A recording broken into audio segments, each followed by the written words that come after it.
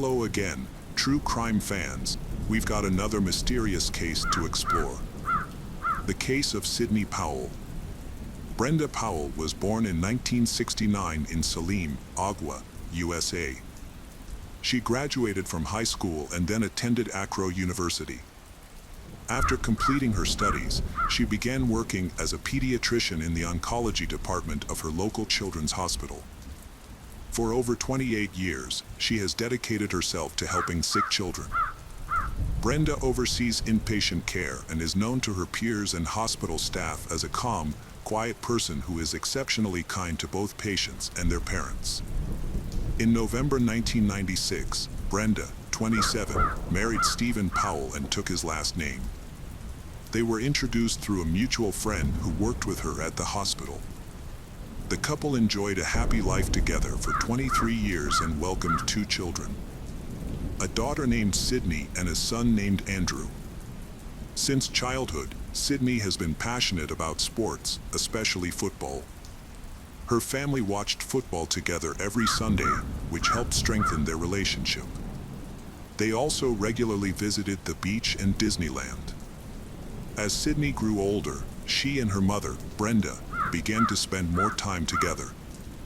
While her father and brother watched football, they enjoyed shopping, which further strengthened their relationship. Sydney did well in high school, which helped her pass her exams and gain admission to Mount Union University, where she also received a scholarship. In college, she became friends with Lauren and a group of female students while living on campus.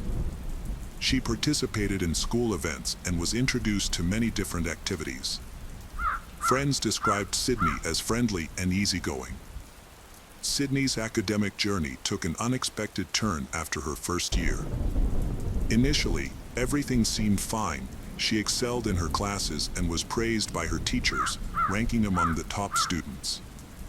Sydney began working part-time during the summer holidays to earn extra money. However, during her second year, Sydney faced significant challenges and decided to move off campus. Her friends were initially confused by this sudden decision, but later learned that Sydney was struggling academically. Her grades were dropping. Additionally, Sydney began sleeping excessively, often around 16 hours a day. Sydney's friends thought she could handle it all because she was a smart and hardworking student who had previously done well in school. Unfortunately, Sydney struggled and ended up failing 3 out of 4 exams. Due to strict regulations, she received a notice of expulsion from the university, which shocked everyone. Sydney was worried and shared her concerns with her friends. Fortunately, they informed her that she could reapply for admission. At the beginning of 2020, Sydney resumed her studies, attending classes and sorority meetings. She happily told her friends that she had been readmitted to the university and was doing well. In early February, Sydney was notified that she had to leave the school permanently and that her expulsion would remain in effect. She was offered assistance with moving and packing, and the school planned to notify her parents of her situation to help cover her expenses. However, Sydney told the school administration that her family already knew and did not need to be contacted. This was not true, and she was afraid that her parents would find out about her expulsion. During this time, she told her parents that she was doing well in school and had good grades, and that she had even won a scholarship. Her parents trusted her and had no reason to doubt her. After being evicted from campus, Sydney left but did not return home before the end of February. Instead, she stayed with friends in various hotels, paying in cash to avoid being tracked and to keep her situation at the university a secret. Although she worked part-time to support herself, her earnings were insufficient. Sydney constantly searched for online opportunities to make money but could not find a full-time job that would provide adequate support. She continued to live in hotels or with friends, afraid to go home. She cut back on everything and often did not eat enough. Eventually, she decided to return home, claiming that the campus was closed for renovations. She told her parents that she would stay with them while she went to college and still work. Her parents believed her and thought everything was fine. Sydney has been lying to her mother by saying that she is fine. Recently, Brenda has noticed some strange changes in her daughter's behavior. She discovers that Sydney is spending more time at home and not going to school, which raises concerns. This information later comes to light because Sydney's entire family uses the Life 360 app, a mobile phone location tracking app on a map for safety, allowing family members to know where each other are. On February 25, 2020, Brenda received a notification from the app that Sydney had stayed home all day instead of coming to college as scheduled. This worried Brenda, who was concerned that something was wrong. She contacted her daughter to find out what was going on. Sydney replied that she had a week off because her teacher was absent. She mentioned that students were given assignments to complete at home and were participating in remote learning. However, Brenda began to doubt Sydney's story. She told her daughter that her explanations did not seem right and reminded her of the importance of good grades to maintain her scholarship and graduate, which would affect her future job opportunities. She also emphasized the importance of attending school regularly. Sydney then reassured her mother that everything was fine and that she should not worry. The deception continued. On March 2nd, Sydney texted her mother, saying she was going to school and would be back by 2:30 p.m. Instead, she spent time with a friend, watching TV, while lying about her college situation. During this time, the parents noticed that something was wrong. Their daughter did not receive the scholarship, so her father, Stephen, had to pay her tuition. He tried to send money through the payment gateway, but could not complete the transaction because he had lost access to his account. Initially, he suspected a technical problem and decided to wait. However, when Stephen logged in on March 3rd while working at a metallurgical plant, he was still unable to complete the transaction. He then asked his daughter about the problem. Sydney reassured him not to worry and promised that she would look into the matter and resolve it. Stephen realized he could not delay any longer as the deadline was near, and he needed to pay for his daughter's studies quickly. He decided to contact the university himself to resolve the situation. When he called, the staff checked their records and informed him that Sydney was not listed as a student, meaning her access had been revoked. Stephen was shocked and thought there must be some mistake. He requested they verify the information again, and they confirmed that Sydney had indeed been expelled. However, the university staff would not disclose the date of her expulsion, citing confidentiality rules. Stephen used a tracking app to locate Sydney, who was supposed to be in class. Instead, he discovered she was at home while he was at work. He wanted to go home to talk to her, but he feared she might track his movements and run away. To avoid this, he left his phone at work and headed home. Before leaving, he called Sydney to gather information, but she avoided giving clear answers. During the conversation, she admitted that she was struggling at university and didn't like it there. However, she continued to lie, not confessing that she had been expelled a long time ago. Instead, she claimed she had just not been attending classes. Stephen was troubled by his daughter's situation. He believed she was capable and had a bright future ahead, but he worried that her lack of commitment to attending classes could hinder her progress. He wanted to talk to her about the issue so they could find a solution together. On his way to work, Stephen called Brenda to inform her about their daughter's learning difficulties. Although Brenda suspected something was wrong, she hoped it was not true. Throughout the call, Stephen was concerned about Sydney's situation. However, Brenda reassured him. With a background in psychology, she had a skill for helping others and wanted to use her experience to support their daughter. She promised Stephen that she would take time off work, go home, and have a calm and open discussion with Sydney to ensure that they could all make the best decision together. Brenda then tried to contact the school but was unsuccessful. She left a voicemail asking for a call back and then went home. When Brenda reached her private entrance, she told her husband what had happened and went inside. Meanwhile, teachers Michelle and John received Brenda's message and called her back within the hour. At approximately 12:36 p.m., Brenda answered the phone and spoke calmly to the teachers. Everything seemed normal until Brenda started screaming into the phone, followed by a series of noises. Michelle and John, who were listening on speakerphone, were confused about what was happening but sensed that something was wrong. Michelle and John were worried about what had happened and tried calling Brenda again, but she did not answer. After several tries, a woman finally picked up at 12:40 p.m., but it wasn't Brenda. The teachers recognized Sydney's voice and asked to speak to her mother, but the call suddenly ended. This situation made Michelle and John suspicious. They decided to contact the local police to check on Brenda. Police officer Kenneth Diss, a friend of Brenda's family, heard the call and was extremely concerned about the alarming situation. He personally called Stephen to ask what was going on at their house, but Stephen could not provide any information because he was not home. After thinking for a moment, Stephen recalled that Sydney and Brenda were supposed to be at home discussing their study problems. He suspected there might have been a conflict between his wife and daughter, but he couldn't imagine the reality of the situation. Stephen then rushed home and called his daughter, Sydney, to find out what was going on. Sydney reassures him that everything is fine and the atmosphere seems calm.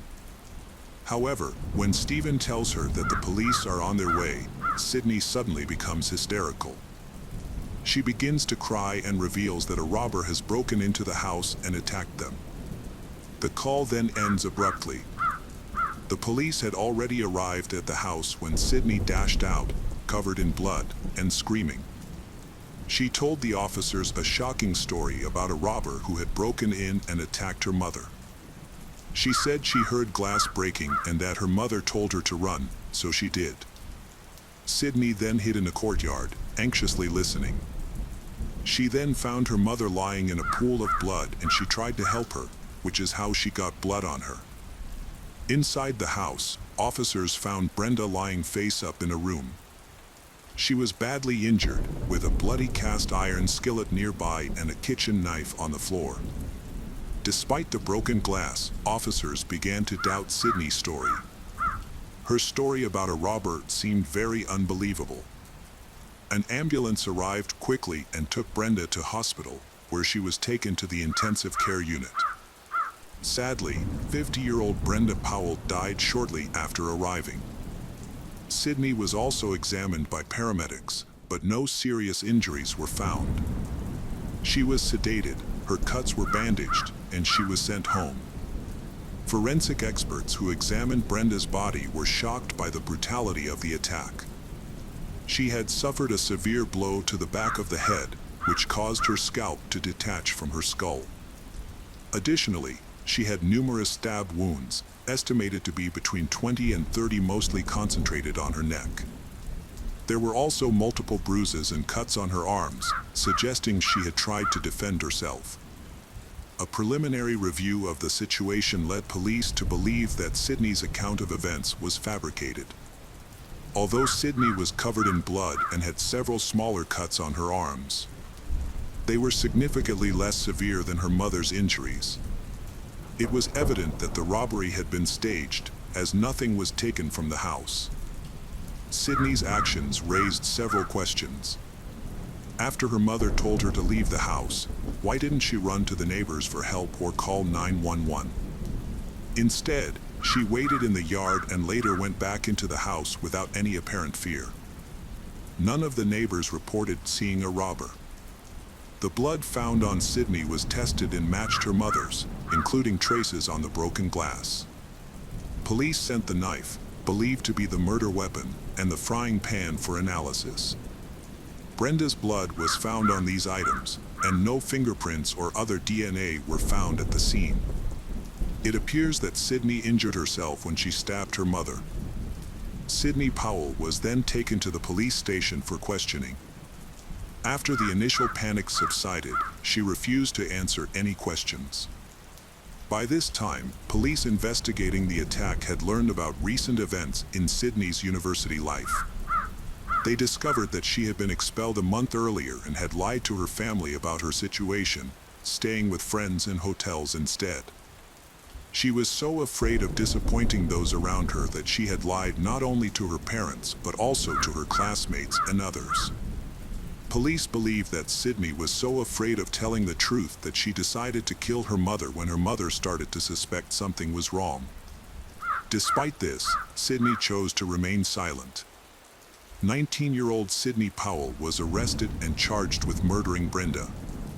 She also faced charges for causing serious injury and for tampering with evidence to mislead the investigation. Due to her mental health issues, she was unable to admit or deny her guilt. Her lawyer argued that she was insane, stating that Sydney had struggled with serious mental health problems since childhood. At the time of the offense, Sydney may have been experiencing a mental health crisis that affected her perception of her actions. Sydney faced several mental health issues that may have contributed to the violent incident, which led police to request a psychiatric evaluation. During the examination, Sydney spoke about her memories of that day but could only recall bits and pieces. She remembered sitting in the basement, anxious about her parents coming home after her father found out about her struggles. She also remembers her mother coming home and their conversation starting, when her mother comforted her and asked what happened at school. She wished her mother would leave her alone. Then she heard the sound of glass breaking, and then she couldn't remember anything else about what happened. Sydney informed her doctor that she had been experiencing hallucinations since she was 11 years old. She had always been very anxious, responsible, and self-critical, setting extremely high academic standards for herself. At times her anxiety became so intense that it affected her ability to concentrate on tests, leading to multiple psychological evaluations. After extensive evaluation and discussion with Sydney, the psychiatrist diagnosed her with acute post-traumatic stress disorder, schizoaffective disorder, and depression. Sydney reported that she had recurring nightmares of her mother covered in blood. The lack of a clear motive for the murder led the psychiatrist to determine that Sydney was insane at the time of the incident. Another doctor who worked with the Sydney for at least 3 to 6 months before the crime noted that her mental health had deteriorated significantly. She started losing touch with reality and began failing her exams, which ultimately led to her expulsion from university. Her condition was worsened by extreme self-criticism. She couldn't accept that she had failed. The Sydney was also afraid to confess her struggles to her parents. However, the truth eventually came out, causing her immense stress. This culminated in a psychotic breakdown that resulted in her mother's murder. After her arrest, Sydney's bail was initially set at $250,000 but was later raised to $500,000. One of her relatives posted bail, allowing her to await her trial outside of custody. During this time, she received treatment for her mental health issues and felt significantly better by the time the hearings began. The Sydney eventually regained her composure. After Sydney saw Brenda talking to college teachers, she knew that her mother would soon hear the truth from them. In a psychotic state, she attacked her mother. Teachers at the college heard the beginning of the attack. During the trial, her friends and relatives confirmed that they did not notice any significant changes in her behavior leading up to the crime. Although she was upset about being expelled, she was generally cheerful and sociable. The only noticeable difference was that she began sleeping more. The defense acknowledged that Sydney killed her mother but maintained that she was insane at the time. However, many experts disagreed with the psychiatrist's diagnosis. What everyone agreed on was that she suffered from borderline personality disorder, which is characterized by stubbornness, mood swings, and self-destructive behavior. In addition, signs of hallucinations were reported by Sydney to a psychiatrist when she was 11. There was no evidence in the medical records to support Sydney's claims, which undermined the defense's strategy. Several former friends mentioned that Sydney had exhibited unusual behavior even during her school years. One teacher recalled when Sydney was so nervous that she couldn't read anything on a test. However, teacher didn't realize that Sydney's anxiety could indicate mental health issues, so teacher didn't tell anyone. This type of anxiety continued into college, which may have contributed to Sydney failing her exams and eventually being expelled. While awaiting trial, Sydney lived with her grandmother and was prescribed medication to treat her mental health issues. The medication list and dosage were changed several times to find the most effective combination. Sydney's health improved significantly, and she shared any positive changes with her doctor. Her father also noticed the improvement and admitted that Sydney had a strong bond with her mother and loved her deeply. He believed that if Sydney had been in a healthy state of mind, she would never have harmed her mother. Throughout the trial, Sydney cried continuously and she expressed remorse for her actions. On September 18, 2023, the jury deliberated. Sydney Powell was found guilty on all counts. Sydney was sentenced to life in prison but will be eligible for parole after 15 years. Sydney and her attorney were unhappy with the sentence and planned to appeal the court's decision. The case of Ellie Nessler. In the small town of Jamestown, California, Daniel Mark Driver was on trial for child abuse. One of Daniel's victims was William Nelair, a defenseless child. William's mother, Ellie, felt that the justice system had failed to protect her son, so Ellie took matters into her own hands with a gun. The case sparked widespread debate, with some people fully supporting Ellie, while others criticized her actions.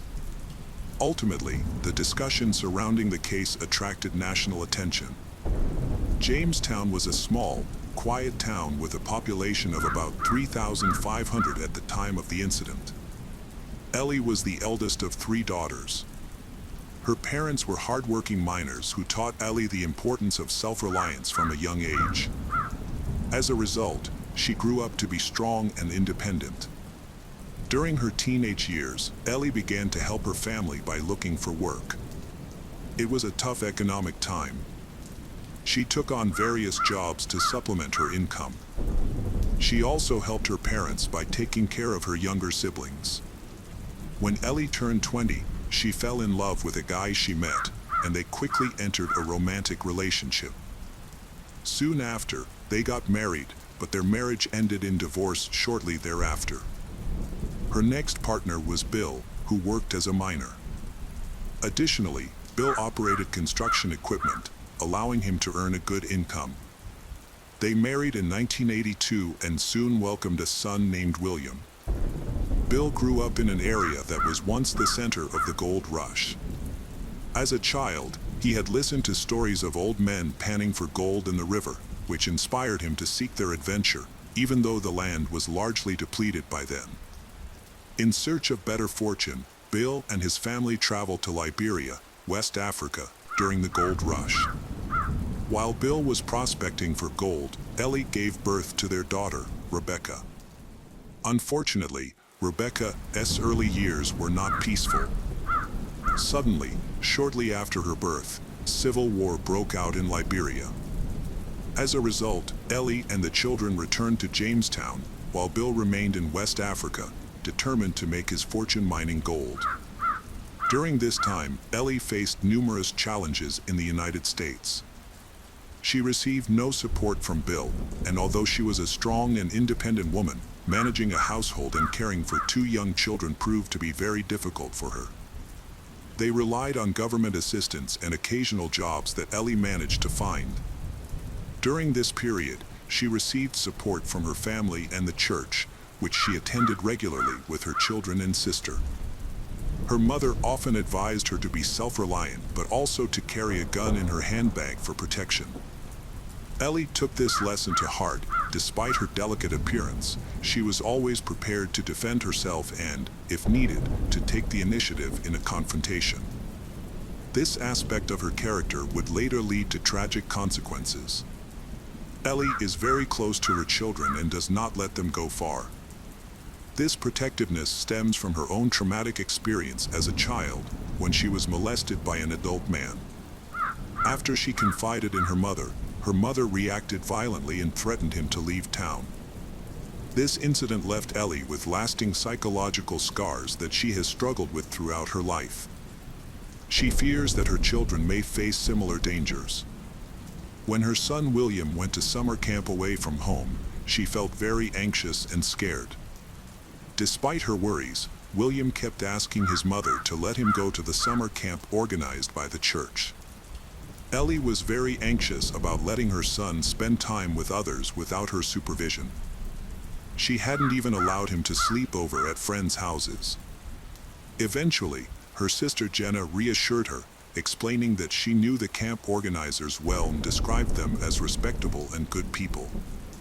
After thinking it over, Ellie finally agreed to let her son go, hoping he would enjoy himself. William spent 3 weeks at a church-run tent camp. After returning from the summer camp, Ellie noticed a change in William's behavior. William became aggressive, often sad, and stopped communicating. Ellie sensed that something was bothering him. Despite her and her family's efforts to find out what was happening at the camp, William refused to discuss it with adults. He insisted on being treated like an adult and wanted them to stop asking him questions. Younger sister Rebecca and his mother thought he was trying to imitate the older teenagers he had met at the camp. When the new school year started a few weeks later, everyone thought William was settling in well with his friends. However, when he returned to class, things did not improve. He began to withdraw from his family and became more aggressive with his classmates, rarely interacting with others. His anger often became uncontrollable, and these incidents had increased since he had been at the camp. Ellie was confused by William's changes, and it took her over a year to discover the reason behind them. Unfortunately, the truth behind it was quite heartbreaking. Daniel Mark Driver, a 30-year-old man who attended the same church as Ellie and her children, had recently moved in with his mother, who lived nearby. He was considered a good man and an active member of the church, known for his community involvement and willingness to help other parishioners. He always carried a Bible with him and could easily recite passages from it. Daniel took on the role of kitchen staff at the summer camp and also helped supervise the children, who always spoke positively of him. He is a natural psychologist. According to his parents, Daniel can help solve any difficult situation. Students often come to him to confide in him when they are in trouble. Many boys who do not have fathers consider Daniel as a father figure. With his persuasive skills, he can talk to any teenager. William experienced a significant change in his relationship with Daniel. William used to enjoy spending time with Daniel and interacting with him. But after returning from summer camp, William became noticeably anxious even during casual encounters. During this time, William often argued with his sister Rebecca, seemingly starting conflicts for no reason, and William also began to defy his mother.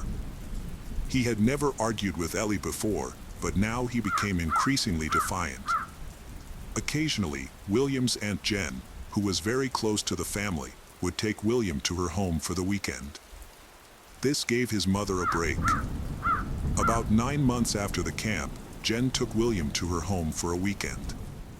During his stay, he had the opportunity to spend time with his cousins. Each time, Jen tried to discuss the major changes in his behavior, but William was quiet and avoided answering her questions. However, he later confided in her a secret, insisting that she not tell anyone, not even his mother. Jen agreed to keep it a secret. 7-year-old William shared his experience while he was at summer camp. Daniel began to behave inappropriately towards him. One day, the Daniel lured William into the woods with the promise of showing him frogs and other animals. However, as they went deeper into the woods, the Daniel began to abuse him. This abuse continued regularly, even after the summer camp ended. The boy was afraid to go to church and tried to avoid the Daniel as much as possible. The abuse began when William was 6 years old, and during this time, Daniel threatened him, saying that he would harm William and his family if he revealed what was happening. Fearing danger to his loved ones, William kept quiet, and the abuse continued for many months. After hearing the story, Jen felt she had to talk to Ellie. She apologized to William for revealing his secret, but felt the need to take action against the rapist and put an end to his actions. Jen first spoke to her sister Ellie about what had happened to William. Ellie was shocked and blamed herself for exposing her child to such a problem. From the beginning, her maternal instincts warned her that William should not attend the camp. However, she succumbed to the pressure, leading to the outcome she feared and experienced. William worried that the man might come back and act on his threat if he found out that William had told anyone about the incident. The boy became increasingly anxious and fearful. He often came home from school in tears, telling his mother that he had seen Daniel's car in the distance. The panic attacks became more frequent, and he began to feel paranoid. He tried his best to cope, but the situation was still not good. Ellie then reported the molestation involving their son to the police. Police checked Daniel's record in a national database, discovering a worrying history of crimes involving children. In 1984, he was charged with indecent exposure to 5 boys in the San Jose area. Although he was arrested, his church community sent letters of support to him before the trial. With no solid evidence other than the boys' testimony, the judge ultimately decided to give Daniel probation instead of a prison sentence, allowing him to escape the consequences of his actions. This leniency allowed him to continue his harmful actions.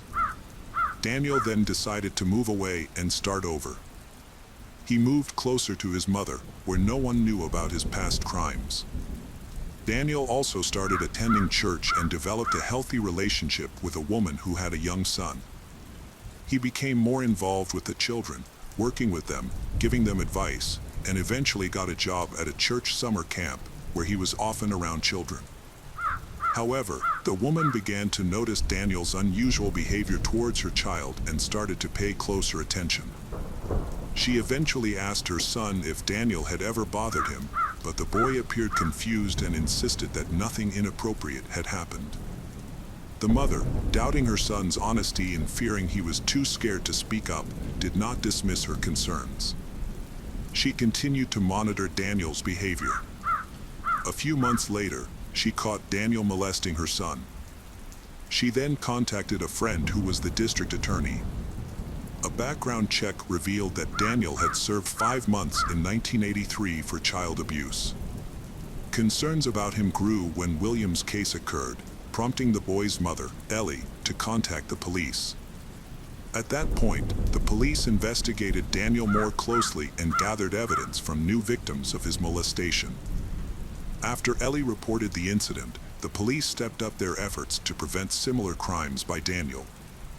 Police began questioning all the families who had come into contact with Daniel, including children who had attended the camp. Many of them reported similar experiences, which helped police understand the tactics Daniel used. He repeatedly targeted boys, gaining their trust while threatening to kill them and their families if they spoke out, which proved effective. Police identified 5 new victims in the area, including William. In 1983, charges were filed, but they were unable to arrest Daniel because he had been out of town for an extended period of time. At the time, it was difficult to track his whereabouts due to the lack of cell phones, GPS, and other tracking technology. Police suspected that he had learned of the investigation and had gone into hiding. Both Daniel and his car were placed on the wanted list, and his photo was widely circulated in the press. However, despite these efforts, it took several years to find him. Meanwhile, William's depression and aggressive behavior continued. He frequently got into fights at school, did poorly in school, and became a bully.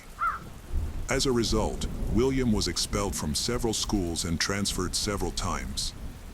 Ellie believes her son's behavior stems from past violence that has deeply affected him. She sought help for her son, taking him to numerous doctors and psychologists in hopes of improving his situation, but nothing seemed to work. In 1993, police finally caught up with Daniel at a store in Palo Alto, California, for shoplifting. After confessing to the theft, Daniel faced charges not only for shoplifting but also for child abuse. Even after Daniel was arrested and awaiting trial, William continued to feel afraid. He struggled to accept that he would have to face his abuser in court.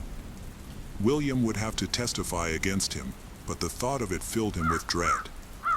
William was so anxious that the mere mention of the trial made him feel sick. In desperation, Ellie approached the prosecutor to request special arrangements for her son's testimony. She hoped William could testify without Daniel present to spare him serious emotional distress. Unfortunately, the current rules required William to appear before a jury. To address this situation, the only solution was to install cameras so that William could provide testimony from another room. He would be recorded, and the video would be shown in court. Unfortunately, the small community lacked the funds to set this up. As a result, William had to appear in court like the other boys who had also been victimized by the Daniel. The trial was challenging due to the presence of many emotionally and physically traumatized children. The boys who had already testified had experienced significant distress, but they managed to get through it. On April 2, 1993, 11-year-old William was one of the last witnesses to take the stand. Ellie tried to prepare him for his meeting with Daniel the criminal as best she could. However, when the car carrying William and his relatives arrived at the courthouse, William did not want to leave. He began to have a panic attack and vomited violently. Ellie reassured him that he needed to testify because testifying was the only way to ensure that a dangerous person would be locked up and unable to harm anyone else. William understood the importance of his testimony, but his fear made it difficult for him to calm down. Ellie, William, and the aunts waited outside the courthouse to be called to testify. During this time, they tried to comfort William and help him calm down. Suddenly, a van arrived at the courthouse and Daniel was taken out.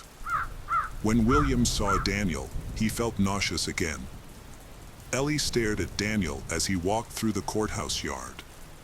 She later remembered that Daniel just smirked and walked past. She felt a burning hatred for this man. As they left the building, Daniel's ex-girlfriend and her son, who was also a victim, testified against him. The woman told Ellie that things were not going well. She noted that the children were nervous and confused in their testimony. Daniel took advantage of this by highlighting inconsistencies in their testimony. He continued to put the children in difficult situations, asking distressing questions that only made them more confused. They became increasingly upset, some of them crying. This makes Ellie worried about William. Ellie fears that the situation could affect the trial, potentially allowing a dangerous criminal to escape justice and return to his former criminal ways. At that moment, Ellie Nessler suddenly realizes that she must serve justice, and Daniel must be stopped forever. Court in this county lack modern security features like metal detectors. It is easy to carry guns inside. And many people in the community, including Jen, carry weapons for self-defense. While on the street, Ellie reached into her purse and quietly pulled out a gun. She hid the weapon as they entered the courtroom, where Ellie shot Daniel 6 times. 5 of the bullets hit him in the back of the head and neck, killing him instantly. People in the courtroom panicked and fled, and police rushed in with loaded guns. Jen stepped in front of her sister, causing Ellie to throw the gun to the ground and raise her hands in surrender. She was then arrested. The shocking story of a mother staging a lynching during a court hearing quickly made national headlines. Within a week, every major media outlet had covered the incident, sparking widespread debate about the lynching. Many saw Ellie as a hero, receiving overwhelming support from local residents, especially those affected by the event. 2 local banks even set up defense funds that the community could contribute to for Ellie, leading to a rush of donations from her supporters. Items such as t-shirts that read "Good shot, Ellie" became popular and which sold well. Similar stickers could be found on cars all over the country. Despite this, Ellie couldn't be celebrated as a national hero for her actions. She was arrested and had a bail set at $500,000. This amount was provided by a guarantor from Saman, allowing her to return home before the hearings and await trial in her own community. However, not everyone agreed with her decision, and she faced criticism from some members of society who accused her of taking the law into her own hands. Still, the majority, including the local community, viewed her as a protector of her child. Police uncovered additional details about Ellie's situation. They found that she had been under the influence of illegal drugs when she fired her weapon in the courthouse. Ellie claimed she used these substances to give herself the courage needed to endure the stressful courtroom hearings. In October 1993, she received a diagnosis of breast cancer, with doctors estimating she only had 5 years to live. Initially found guilty of manslaughter, Ellie was sentenced to 10 years in prison. However, her conviction was later overturned due to the jury's misconduct. She then reached a plea deal with the prosecution, admitting guilt to manslaughter, and ultimately served 3 years in prison before her release. William then moved in with his Aunt Jen. After 2 years, he was finally able to communicate with Ellie, who was still serving her sentence in prison. Ellie expressed her feelings. She deeply regretted having to take someone's life, which was never her intention. However, she felt that the justice system would not be able to protect her son and other children from a dangerous criminal. The only reason she pulled the trigger was the fear that Daniel would be released again. William's life was ruined at a key moment in his growing up. He was molested and then dragged through the courts. The William became a hooligan, got involved with bad company, and lost his way. As a result, he had frequent encounters with the law, with courts and prison becoming a regular part of his life. He was first charged with a crime at the age of 14. He was incarcerated 18 times between 1999 and 2004 for various crimes. His criminal record was extensive, including charges of robbery, assault, illegal possession of a weapon, and drug-related offenses. In 2004, when he turned 23, William was living freely, had several tattoos, and resided in his family's house. He didn't have a permanent job, so, similar to his mother in her younger days, he was searching for temporary work for short periods. However, while Ellie had to do this out of necessity due to the economic crisis, for William, it was a result of his involvement in criminal activities. In 2004, he also took a part-time job with his friend David, helping to clean his house during construction and repairs. David had become disabled from working in the oil fields. In June, a dispute arose when tools went missing from the construction site, with both sides blaming each other. When the police arrived, William attacked David and beat him. Due to this incident, along with the previous charges, he was sentenced to 60 days in prison but was released after only 30 days. On July 26, 2004, just an hour after his release, he returned to his workplace. David attempted to escape but was unable to due to his disability. William then attacked David, kicking him in the head several times. As a result, David lost consciousness and died in hospital the following day. William fled the scene but was arrested a few days later and charged with first-degree murder. In June 2005, William Nessler was sentenced to 25 years in prison. Rebecca was the only one to escape the tragic fate and now lives a normal life with her family and children, often reflecting on the absence of her mother and brother during important moments. She deeply misses her brother William, who always looked out for her. Rebecca believes that William would not have ended up in prison if their mother had not shot Daniel. This tragic event caused a series of unfortunate events that made their lives worse. Despite this, she does not resent her mother. She understands that her mother was confused and made a hasty decision. In the end, Rebecca feels that her mother's actions prevented many boys from facing the same fate. Ellie's life ended in tragedy. In addition to battling breast cancer, she faced legal troubles. She became involved in distributing illegal drugs.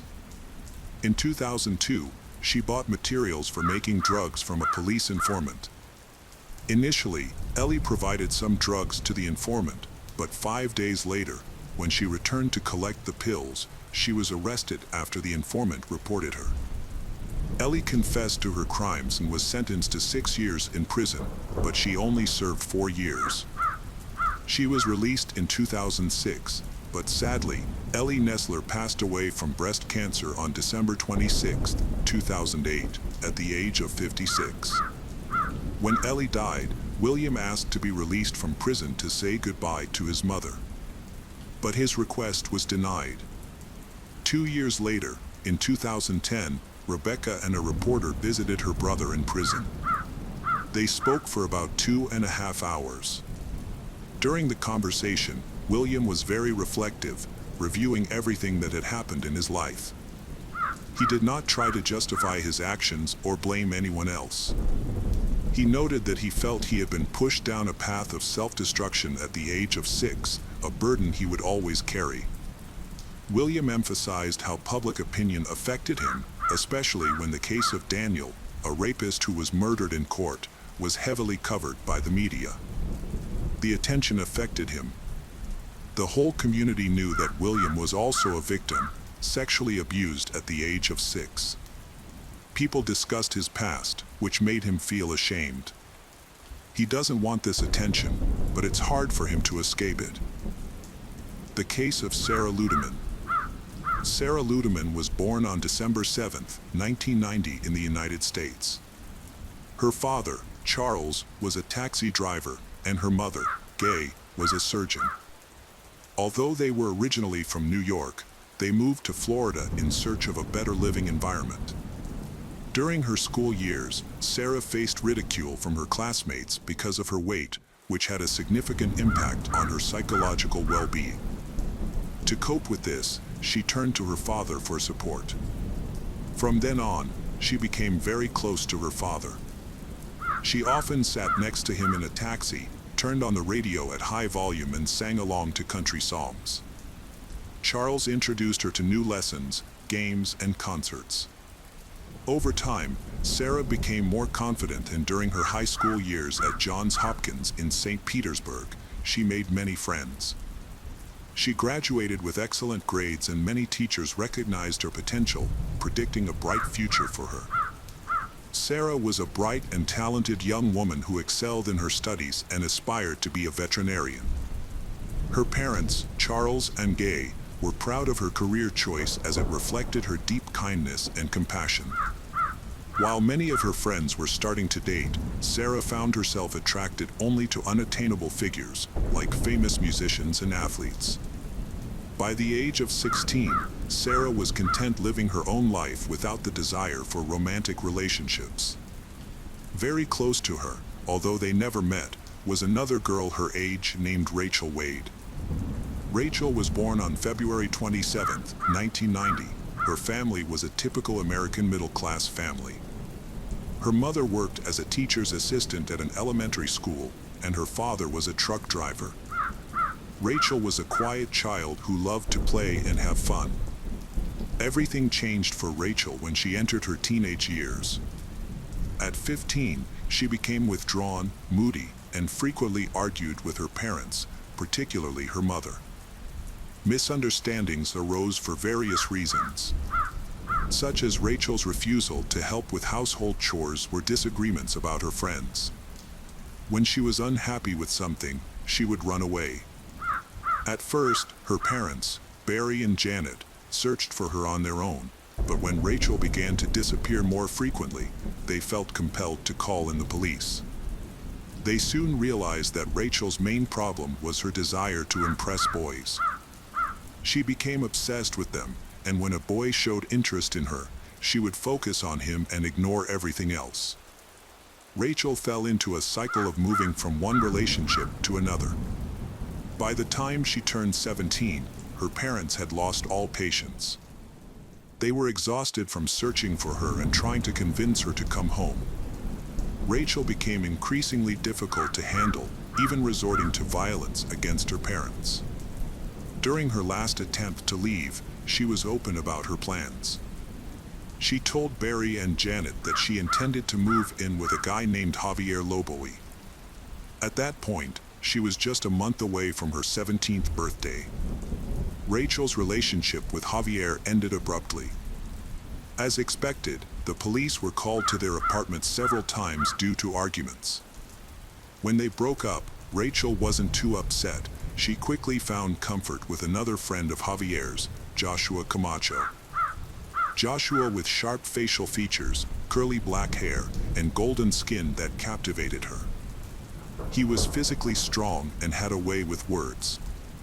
After high school, he didn't pursue further education and instead took on odd jobs. He enjoyed taking selfies, posing with a gun, or showing off a tattoo.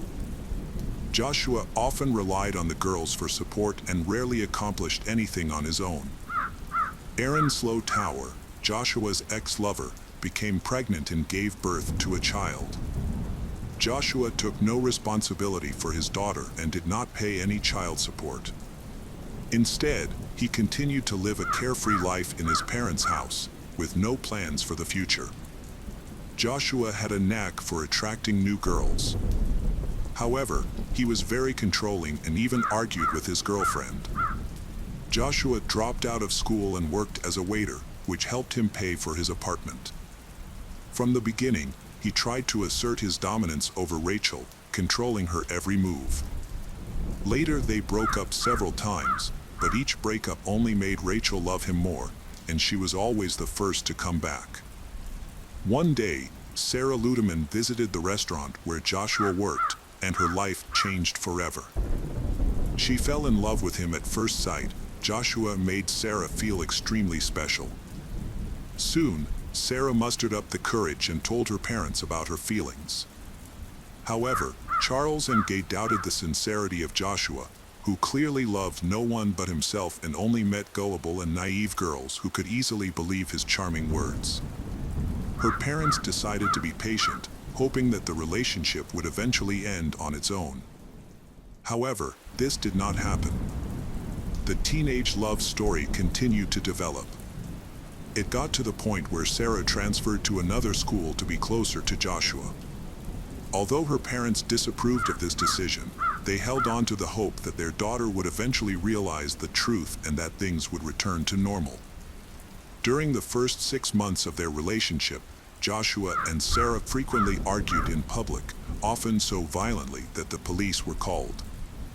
One day, Sarah got into a fight with Erin, the mother of Joshua's daughter. During the argument, Joshua became angry and punched Sarah in the face, but she did not press charges. It's unclear how he managed to manipulate all 3 women, but it seems the 3 girls' different schedules made it easier for Joshua to deceive. Sarah had to be home by 11 p.m. at the request of her parents, while Erin worked 2 jobs and was only free at night. Despite her jealousy and sometimes finding Joshua with other women, Erin always returned to him. Rachel, on the other hand, had a busy job but had her own apartment, where Joshua would sometimes stay. When Sarah and Rachel discover each other, instead of facing Joshua together, they focus on competing for his affection. Their rivalry takes place primarily online through text messages and social media. Both girls are certain that they will win Joshua's heart, believing that he will eventually choose one of them. This leads to incidents such as slashed tires, broken mirrors, and street arguments. Their behavior worries their parents, who feel helpless and unsure of how to intervene. Conflict between Sarah and Rachel escalated from simple online arguments and minor issues to serious threats of violence. After Joshua and Sarah's trip to New York, Sarah posted photos of them together on MySpace, which greatly angered Rachel. On August 29, 2008, Rachel left an angry voice message for Sarah, threatening her life. In her message, Rachel not only expressed her anger, but also bragged about how financially independent and attractive she was. Sarah later saved these messages, possibly out of fear for her safety. Rachel had been texting Sarah all morning, bragging about her relationship with Joshua.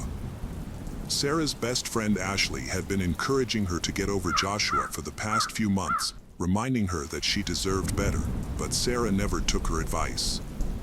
During lunch, while the other students were in the cafeteria, Sarah cried in Ashley's arms. Ashley tried to cheer her up by suggesting that they go to the mall or the movies after school, but Sarah refused, insisting that she needed to talk to Joshua. Her situation worsened when she went to Rachel's MySpace page and saw a post in which Rachel expressed her love for Joshua. Although Rachel did not mention him by name, Sarah immediately realized who she was referring to. Frustrated, Sarah sent Joshua several text messages but received no response.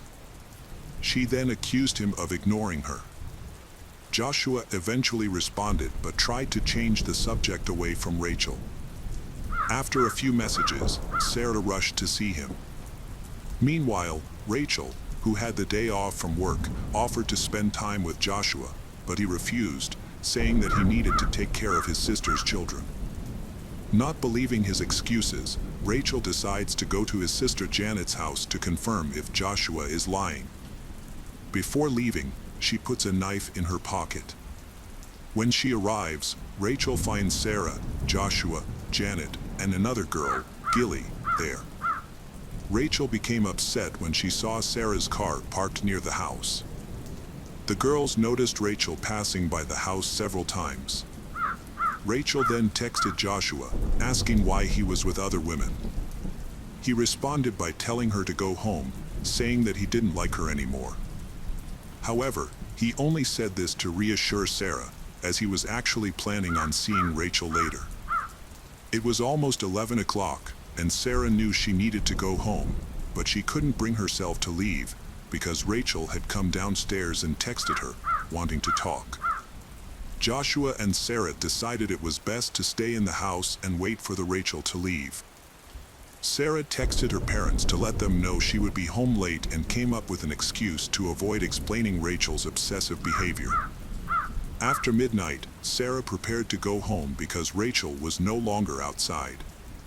Meanwhile, Janet and Gilly had asked for a ride to McDonald's, and Sarah felt safer going with them. Rachel went to visit her ex-boyfriend Javier. Meanwhile, Ashley, a friend of Sarah's, learned of Rachel's location and quickly informed Sarah. Without hesitation, Sarah, Janet, and Gilly went to where Rachel was.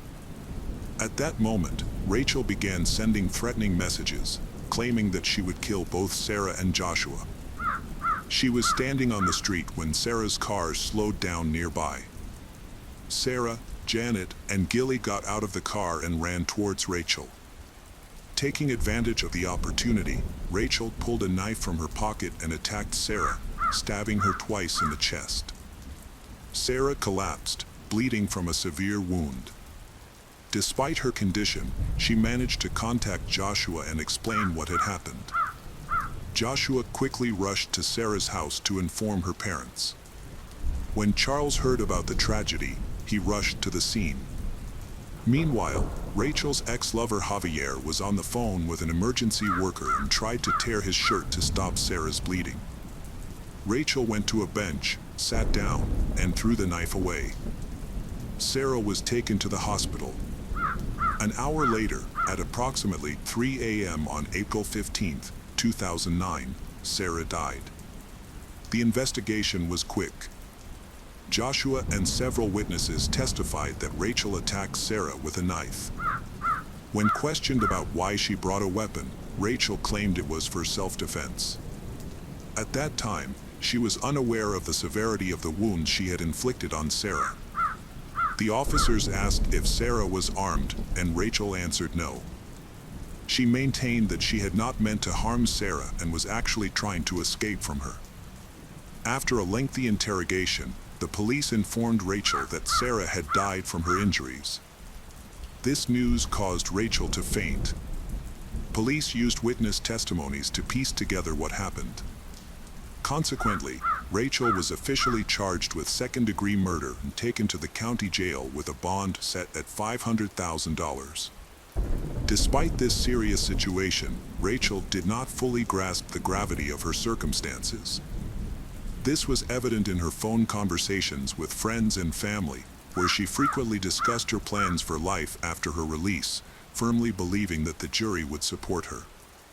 The trial started on July 20th, 2010. The prosecution argued that the intense and hostile dynamics within the love triangle were the motive for Sarah's murder. They highlighted that Rachel had been threatening Sarah on social media prior to the crime, claiming that Rachel's attack was so brutal that the knife blade was bent during the assault.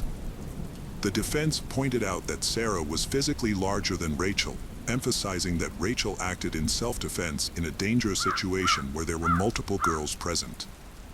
Witnesses from that night, Janet, Gilly, gave their accounts. Janet and Gilly confirmed that they heard Rachel threaten to kill both Sarah and Joshua. Prosecutors presented a recording of the 911 call from that night. In addition, recordings from 2008 and text messages saved by Sarah were introduced into evidence and played a key role in determining the outcome of the case. The jury, which reached its verdict in just 2 hours, found 20-year-old Rachel Wade guilty of second-degree murder. During her trial, she received a 27-year prison sentence, with the possibility of parole after 20 years for good behavior.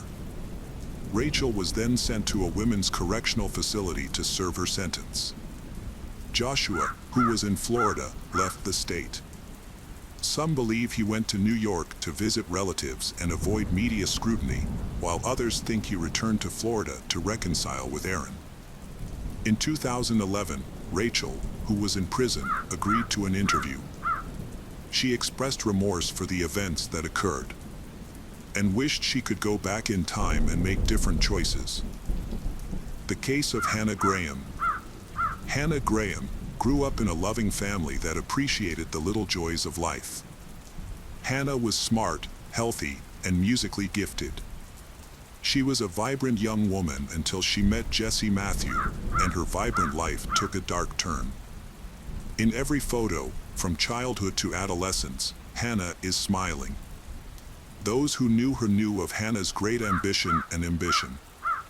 Tragically, it seems her bright future was cut short by an unexpected evil that could devastate a life in an instant.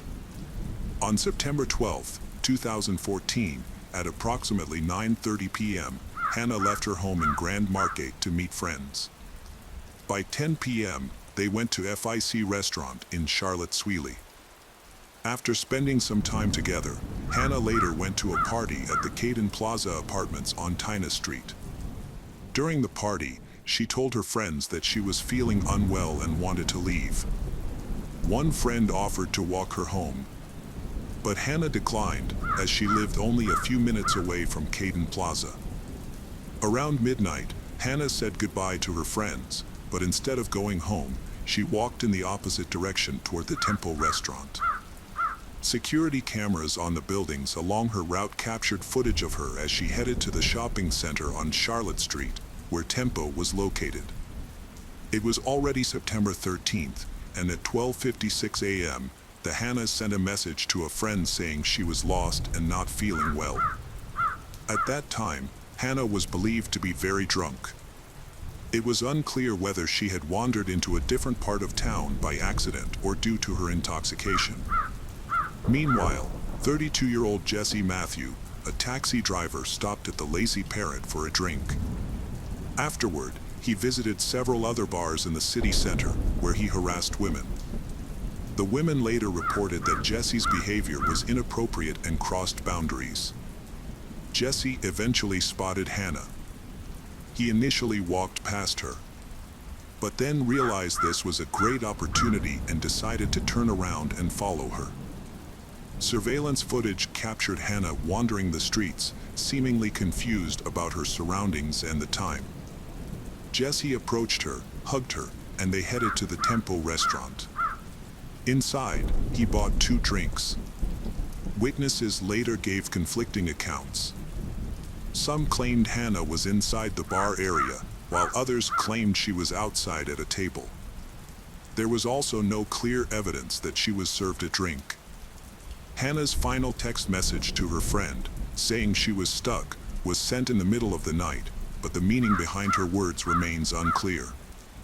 On September 14th, when Hannah's family could not reach her, they became alarmed and reported her missing to the police. Hannah was a person who always notified her family before going out.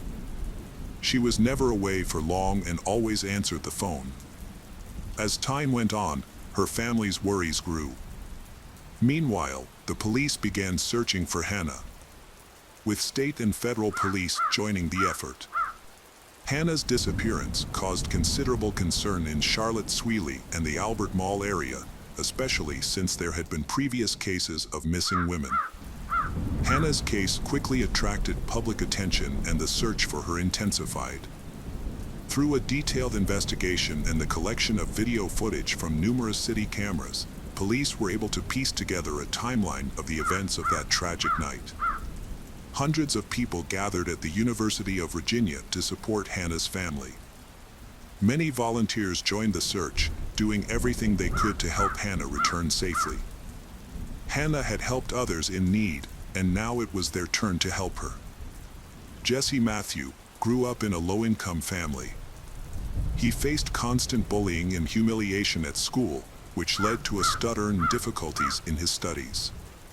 Despite these challenges, he persevered and continued his education, eventually earning a full football scholarship to Liberty University in 2002. However, he was soon accused of violence against another student, prompting him to transfer to a different school.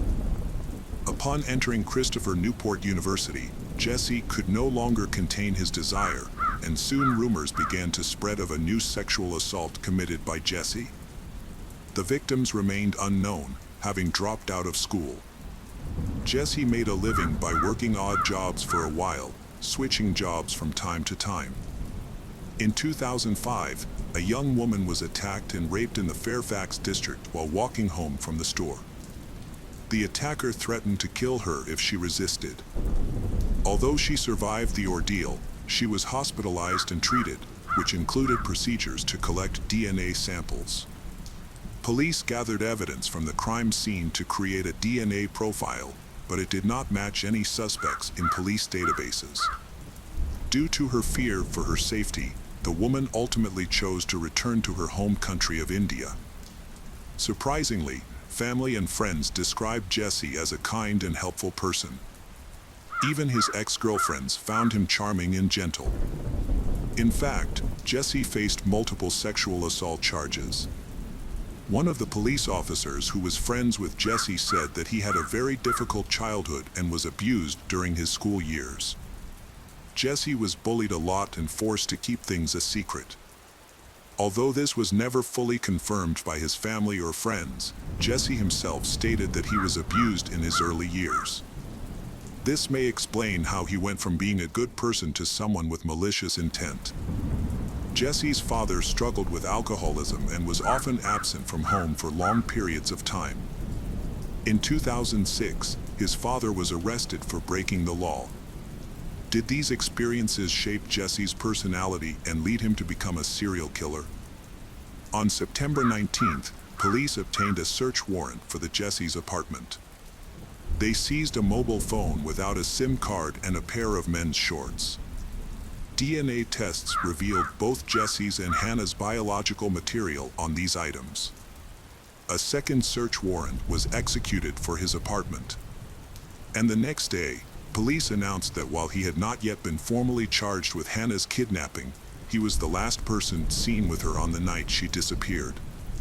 During this second search, several bags of evidence were collected, including a phone, laundry, bedding, a pillow, clothing, a toothbrush, test tubes of hair, a wallet, and a cigar butt. Police obtained a third search warrant, allowing them to collect a pair of white shorts, a maroon shirt, and a towel with a reddish-brown stain.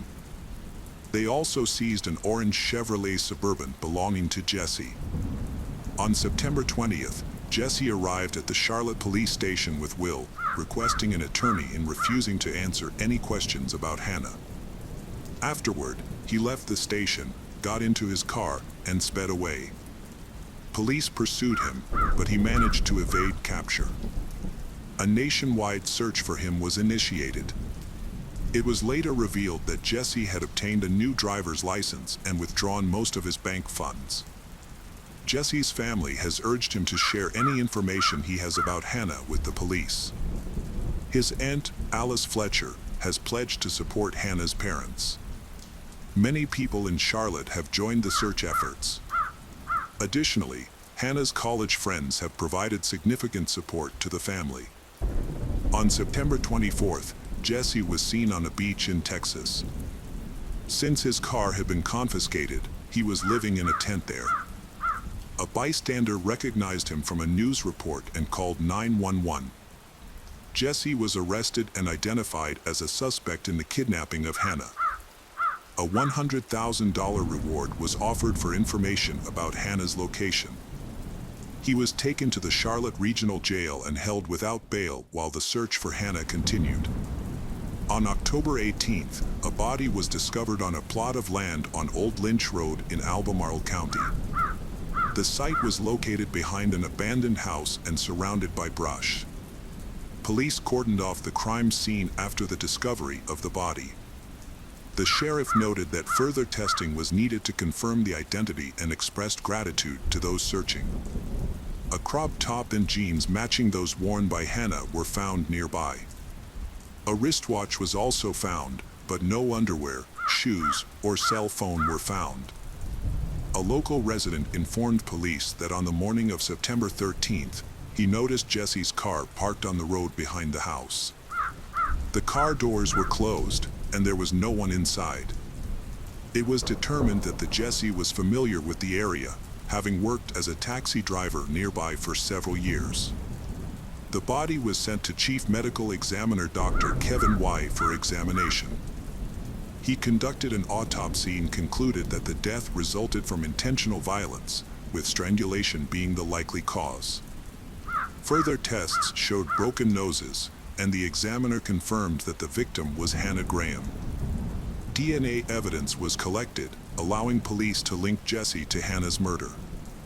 Police then also connected him to another crime. This was the January 2010 kidnapping of Morgan Harrington. Her body was discovered on a farm in Albemarle County by the farm owner, who initially mistook them for animal bones. When he realized they were human bones, he quickly contacted the police. Morgan's body and Hannah's body were found just 6 miles apart. The DNA from Morgan's shirt matched that of Jesse Matthew, and surprisingly, it also matched evidence collected in 2005 in Fairfax. On February 10, 2015, Jesse Matthew was formally charged with the murder of Hannah Graham. He faced charges of first-degree murder and kidnapping. Prosecutors sought the death penalty. Attorneys proposed a plea deal that would have reduced his sentence if he confessed to the murders of Hannah Graham and Morgan Harrington. The victims' families met to discuss the deal, but when they learned that it only carried a 25-year sentence for murder, they rejected it. On March 2, 2016, Jesse Matthew accepted a plea deal in which he confessed to the murders of Morgan Harrington and Hannah Graham. In exchange, the death penalty was removed. Jesse's family had hoped Judge Chad would take into account his troubled upbringing and the sexual abuse he had endured. Despite this, the judge found Jesse Matthew guilty of first-degree murder and kidnapping of Morgan Harrington and Hannah Graham. He was sentenced to 4 consecutive life terms without the possibility of parole. Jesse's trial lasted less than 3 days. Along with the charges previously mentioned, he was charged with assaulting and raping a girl in Fairfax County in 2005. Jesse Matthew was sentenced to 3 life terms in the Fairfax girl case. As the judge read out his sentence, he emphasized the violent nature of Jesse's attacks. After the verdict, Jesse's mother screamed and had to leave the courtroom. Throughout the trial and sentencing, Jesse remained silent. In December 2020, Jesse was taken from Sac State Prison to Richmond Hospital under police escort, where he was diagnosed with stage 4 colon cancer. The terrible crimes he committed had already been resolved, and by December 2022, Jesse Matthew was still alive, with no additional updates on his health at that time. The case of Justice Garrett. Justice Garrett, a teenage girl from Florida, USA, suddenly disappeared after school. As police investigated the case, they discovered the motive and the horrific events surrounding her disappearance. They were increasingly shocked by the brutality of the perpetrator, the most brutal in the history of the county. It had been just 3 weeks since Justice's 16th birthday. That day, she had overslept and woken up later than usual, causing her to miss the school bus. Her mother, Danielle, then 37, was busy getting her 5-year-old daughter ready for kindergarten and couldn't help Justice get to school. Danielle believed Justice could handle herself. Justice was going to return home by the school bus in the evening as usual. But she didn't return home at the scheduled time.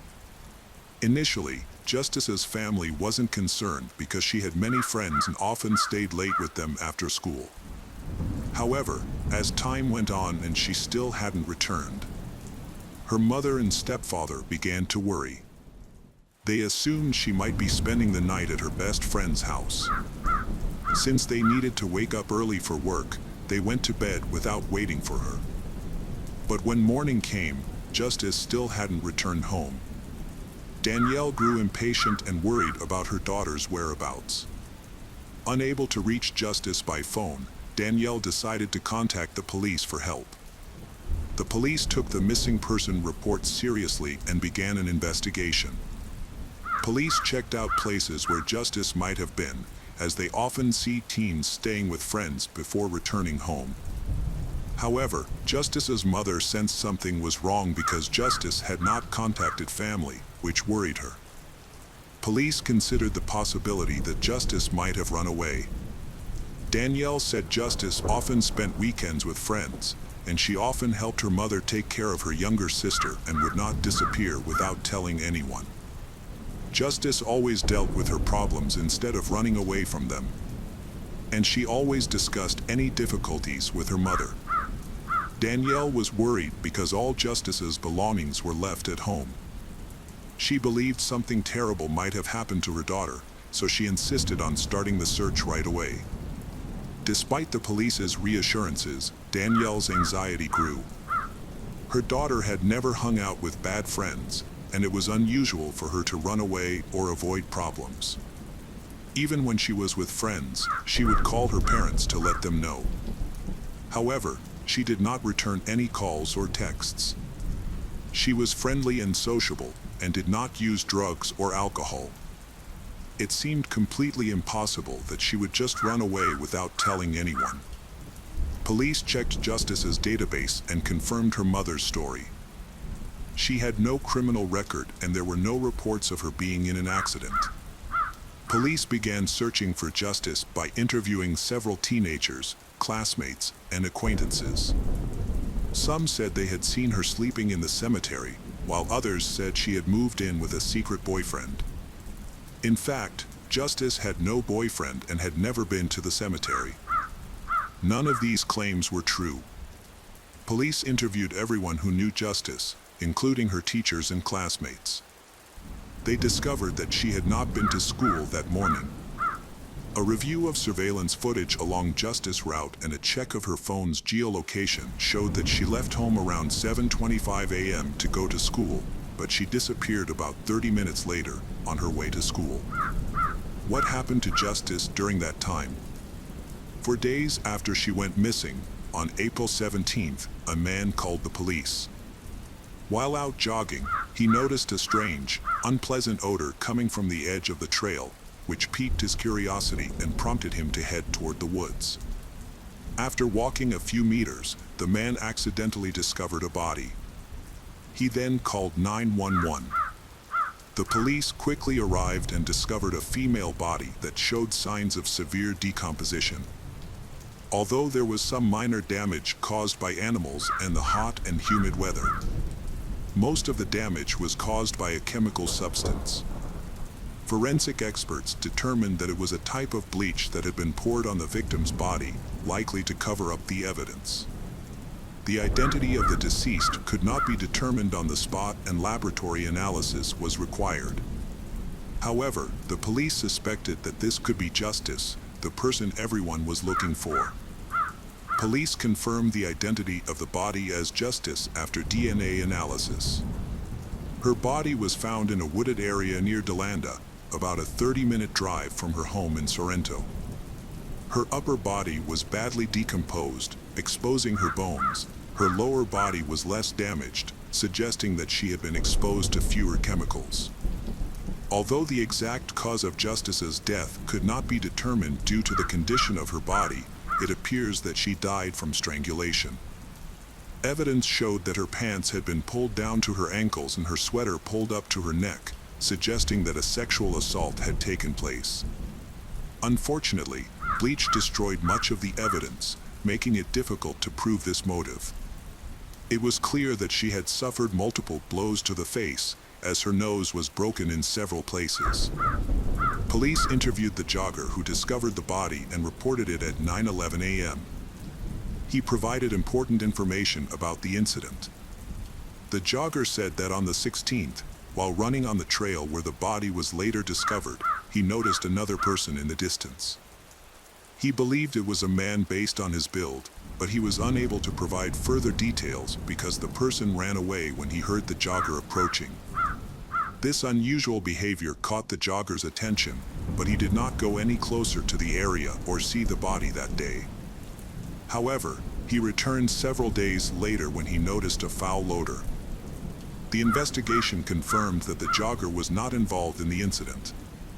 He passed a lie detector test and had an alibi for the day Justice went missing.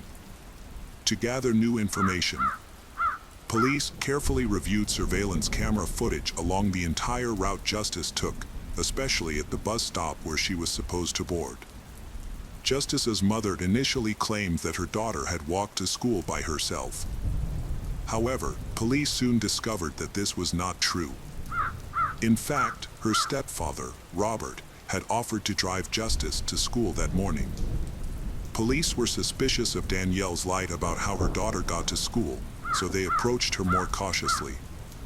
This time, she changed her story, admitting that Justice had not walked alone. Robert had driven her in his car. She explained that she had lied because Robert's driver's license had been suspended and she feared he would punish her if she told the police the truth. And that Danielle thought her little lie wouldn't get in the way of finding her daughter. Unfortunately, the deception in this case made it difficult for the investigation to piece together what really happened. The police requested the school surveillance camera footage, which covered the parking lot. This is the location where Robert was supposed will drop her down. However, the camera was malfunctioning at the time and no footage was recorded. Therefore, it was impossible to confirm whether Robert dropped Justice off or not. However, multiple witnesses reported that Justice did not come to school and that no one had seen her that day. The only person confirmed to have seen Justice alive was Robert, and only he knew what really happened. The police brought Robert in for questioning. Eventually, he began to talk. On the day of the incident, Robert claimed that he never took Justice to school. Instead, he drove her to a nearby town at her request and dropped her off at the entrance of the town so she could meet a male friend. Robert suspected that this friend might be her secret boyfriend, whom she was dating without her mother's permission. In order to build a better relationship with Justice and gain her trust, Robert decided to comply with her request. However, Robert did not know the name or any details about the friend Justice was meeting. Justice then assured Robert that she could get to school by herself and planned to return by bus, so he felt that everything was fine. He could not wait for her because he had to go to work in the Volos district, and he did not have much time. Unfortunately, Danielle and Robert were unable to provide any useful information. The police then turned to Justice's friends, who all confirmed that she had recently started talking about a guy she met online. He had shown a lot of interest in her and texted her frequently, which she shared with her friends. However, Justice felt uncomfortable with his excessive attention, and her friends believed that Justice would not date him. The police examined the Justice's social media accounts, looking closely at her likes, comments, recent subscriptions, and conversations. They discovered one account that had been in frequent contact with Justice over the past few months and showed various activities related to her. This account belonged to an 18-year-old man whose profile picture featured a muscular young man. He had been flirting with Justice, expressing interest in getting to know her and complimenting her. Despite mentioning that he lived nearby, police were unable to find anyone who looked like him, and none of her friends recognized him. Justice did not respond to his persistent messages, choosing instead to ignore him. However, police believe the social media account is crucial to solving the case. Police then conducted a thorough search of his social media accounts. They discovered a phone number associated with his account, but instead of belonging to an 18-year-old, it was registered to a middle-aged man named Robert Kern, Justice's stepfather. This revelation shocked the police. When they approached Robert again, he, who had initially been cooperative, suddenly changed his attitude and refused to communicate. The police were determined to find answers, especially since Robert had lied, and now all the evidence pointed to him as the prime suspect in Justice's murder. Despite his protests, police arrested Robert Kern. However, social media interactions are not sufficient grounds to charge someone with murder.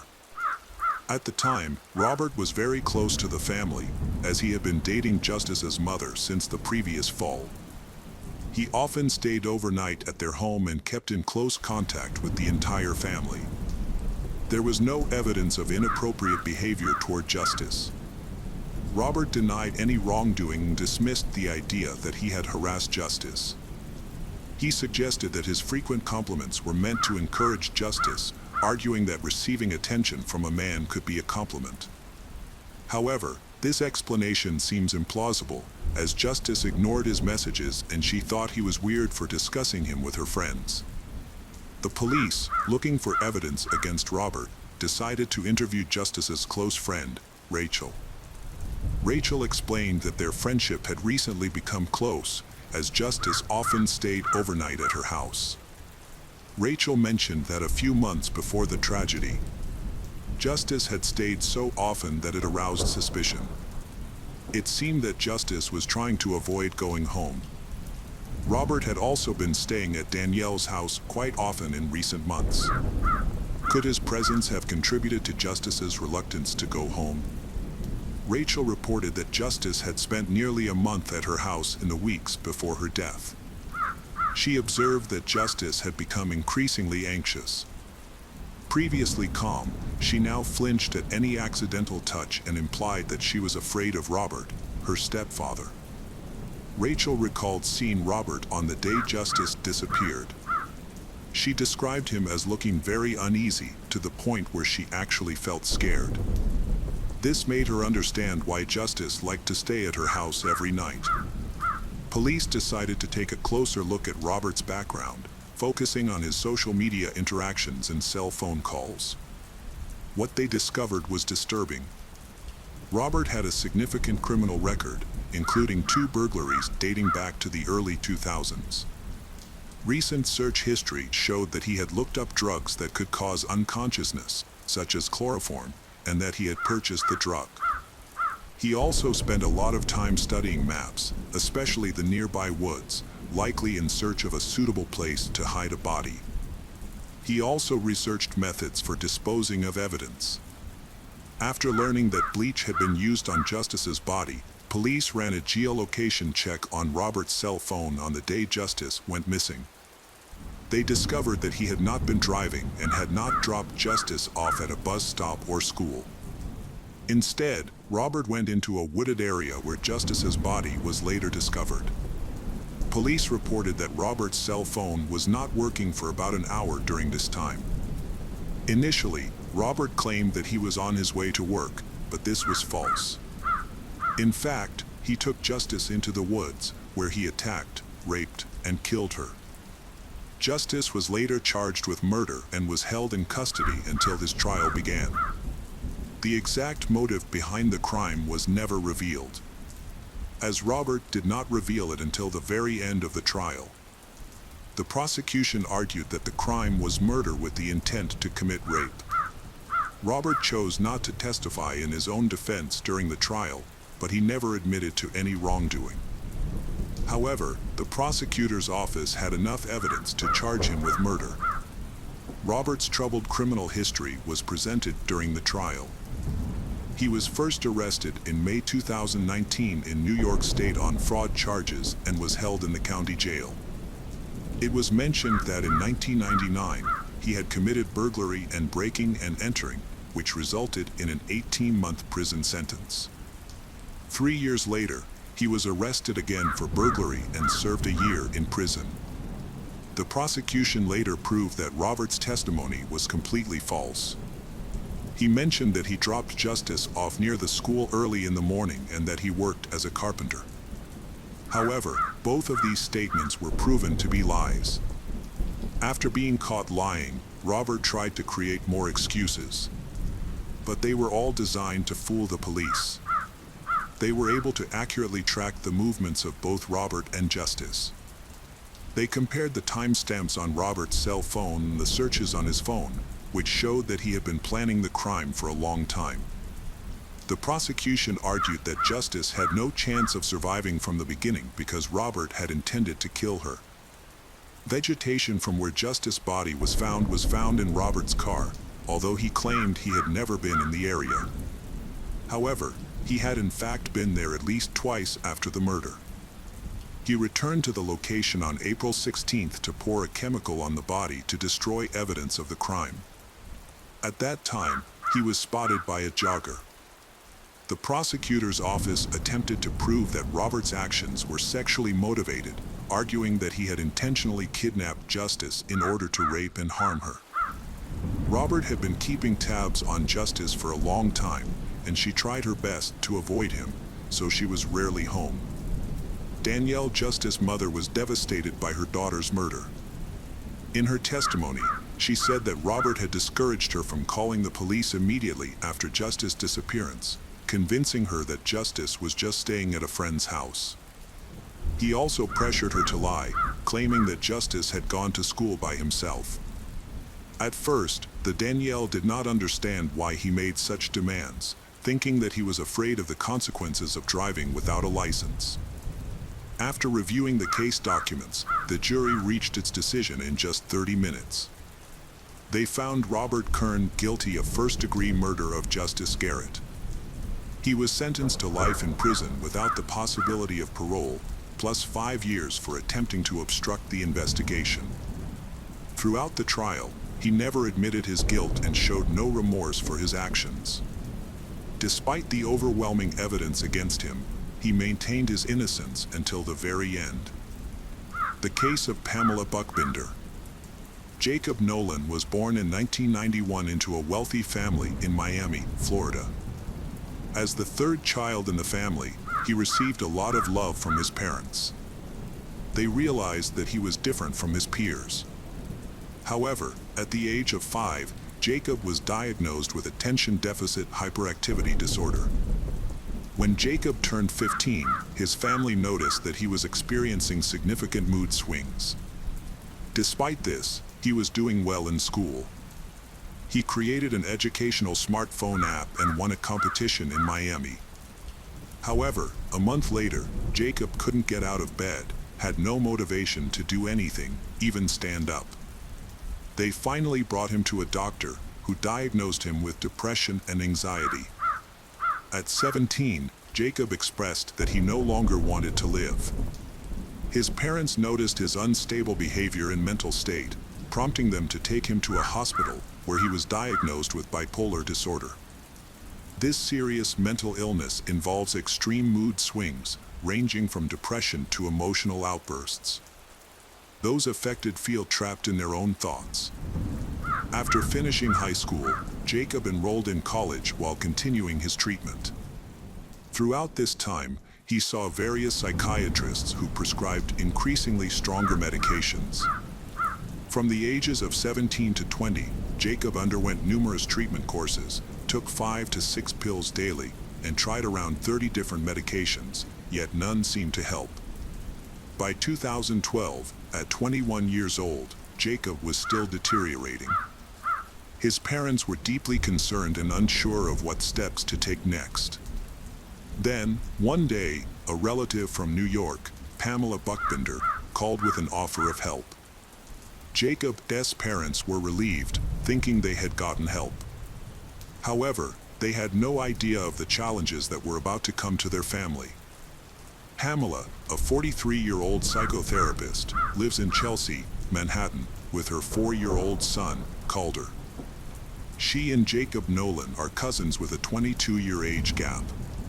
Jacob was the godfather of her son. In 2012, Pamela offered to help Jacob by inviting him to move from Florida to her apartment. While living with her, she provided him with therapy sessions and prescribed medication. In exchange for her help, Jacob took responsibility for Calder's care. Jacob trusted her completely. In one photo, Jacob is seen lying in bed with Pamela, laughing, which shows he feels comfortable and at home with her. However, it's important to note that this relationship is not just familial. Pamela is also Jacob's psychotherapist. Jacob cared deeply for Calder and treated him like a son. He wanted to set a positive example for his godson of what a real man should be like. This approach seemed to work, as Jacob, who had struggled with mental illness for years, seemed to be stabilizing, joking frequently and always smiling. Unfortunately, this happiness did not last long. Over time, Pamela began to frequently express her frustrations with her ex-partner, Michael Weiss, Calder's father. Pamela ended her relationship with Michael shortly after the birth of her son.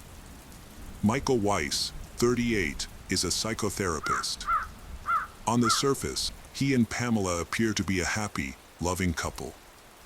However, beneath the perfect exterior, their relationship is in trouble. Both Michael and Pamela have reported domestic violence to the police.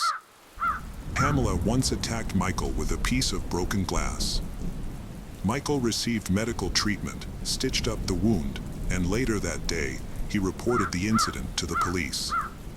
As a result, Pamela was arrested and charged with assault.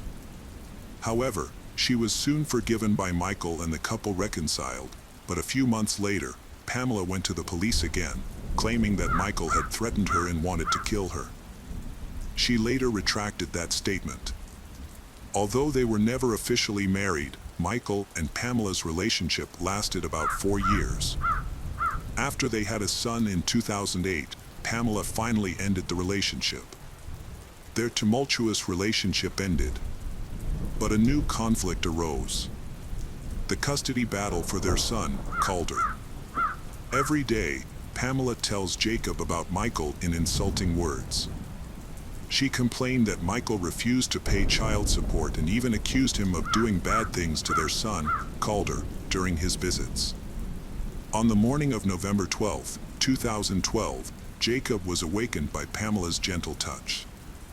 She climbed into his bed, caressed his back, and whispered sweet nothings in his ear. She told him that Jacob was her savior. He was the best person in the world because no one understood her like he did. However, her affectionate mood quickly changed.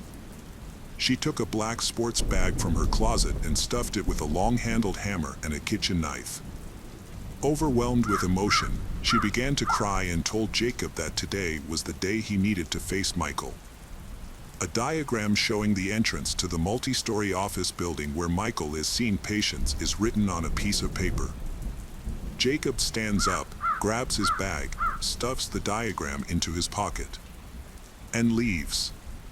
Before leaving, he washes his face and declares, Today is the day our lives will change for the better because Michael will be eliminated.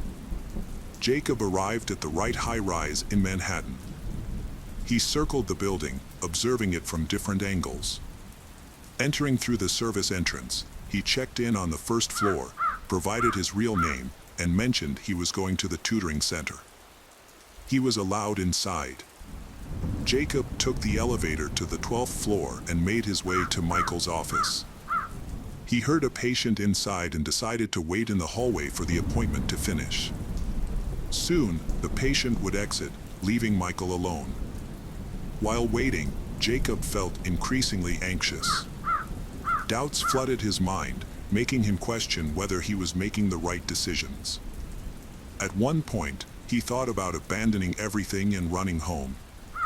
However, the idea of returning to Pamela without completing her request and disappointing her was stronger than his fear. Jacob realized he had no choice but to continue. After the patient left, Jacob entered the office and informed Michael that Pamela had asked him to collect financial documents for the Calders kindergarten. As Michael searched for the documents, Jacob asked to use the restroom. In the restroom, Jacob took out a knife and hid it in his pocket, then retrieved a large hammer. He exited the bathroom and approached Michael, swinging the hammer at him.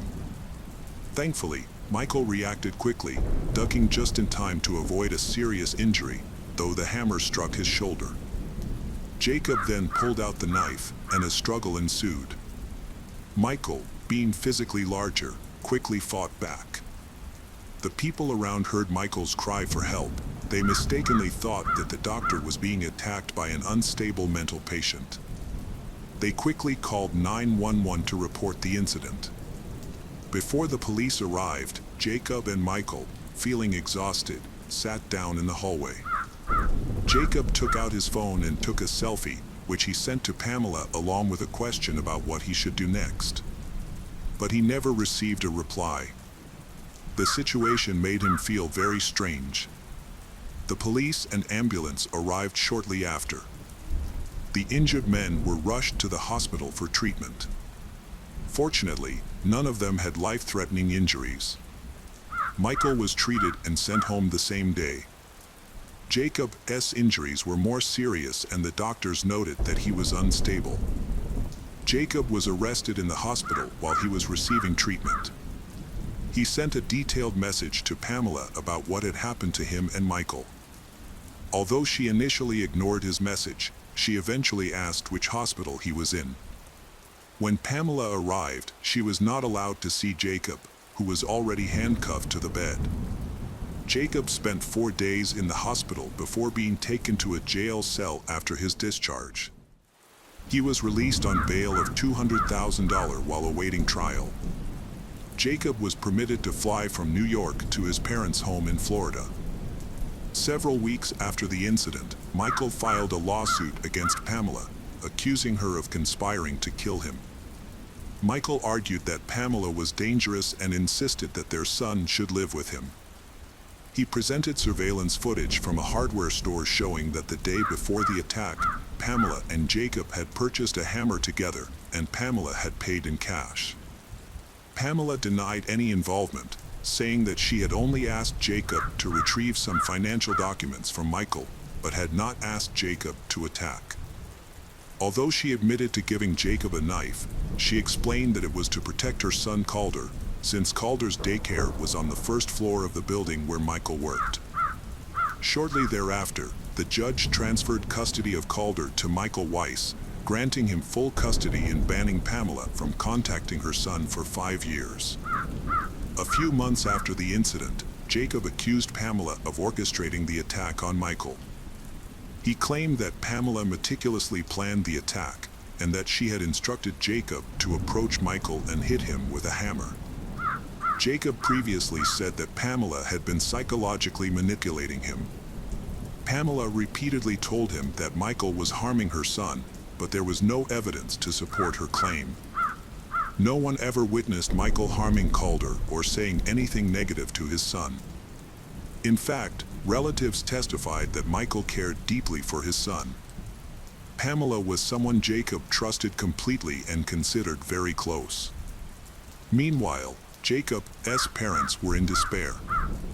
They fully supported their son and claimed that Pamela had brainwashed him using psychological techniques from her practice. In March 2016, Jacob Nolan's trial began. He claimed that Pamela had forced him to attack Michael Weiss. Prosecutors described Jacob as a spoiled child from a wealthy family, noting that he provided 3 inconsistent accounts of the event and appeared confused. When the police first arrived at Michael's office, Jacob pointed at Michael and accused him of attacking Jacob with a knife. However, during questioning, Jacob claimed that he had never used a hammer in Michael's office. He explained that he had brought the hammer for self-defense because he was afraid of Michael. In his third statement, Jacob said that Michael had attacked him first. Prosecutors presented a key piece of evidence regarding the motive behind the attack on Michael. Just before the attack, Michael had purchased a $1.5 million life insurance policy, naming his son Calder as the beneficiary. However, 3 days before the attack, on November 9, 2012, Michael had agreed to add Pamela as a co-beneficiary and allow her to manage Calder's money. Jacob claimed that this was the first time he had learned about the insurance policy and claimed that Pamela had never shared her financial affairs with him. During the trial, it was revealed that Jacob had purchased plastic zip ties from a hardware store in addition to the hammer found with Pamela. Jacob confirmed this and made a shocking admission. Pamela had asked him not only to kill Michael but also to ensure he suffered before dying. She described brutal acts that Jacob was supposed to carry out. Jacob refused to inflict such extreme cruelty, but he agreed to kill Michael. Jacob mentioned that Pamela initially wanted to create a homemade weapon using an air pistol, but when they got to the hardware store, they decided it would be easier and more effective to use a hammer instead. Jacob's attorney focused on proving that Jacob was insane. However, proving that he was insane is quite difficult. Currently, there is no test that can reveal a person's thoughts and feelings at the time of the crime. Evaluations are usually based on interviews, police reports, medical records, and sometimes social media messages. Often, 2 different psychiatrists can give conflicting opinions, which can confuse judges and juries. Although mental illness can affect emotions, thoughts, and behavior, throughout the trial, Jacob clearly understood his actions and admitted that they were wrong and bad. He did not appear insane in court. He was handsome, articulate, well-dressed, and answered questions clearly.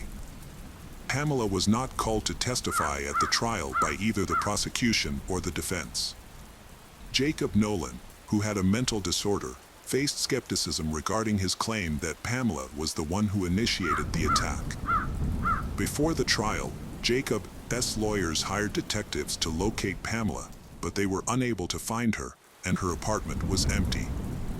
In March 2016, after a 2-week trial, 24-year-old Jacob Nolan was convicted of attempted murder and second-degree assault, receiving a sentence of 9.5 years in prison. Jacob was very upset about his sentence, stating, "It's unfair. I'm not a danger to society." His parents regretted their decision to send him to live with their Pamela, believing it was their biggest mistake. On October 19, 2017, nearly 5 years after Michael's attack, police located Pamela in Sullivan, New York. The Manhattan District Attorney charged her with conspiracy to murder Michael Weiss. At the time of Pamela's arrest, police found her passport and Calder's birth certificate. Pamela was arrested and maintained her innocence.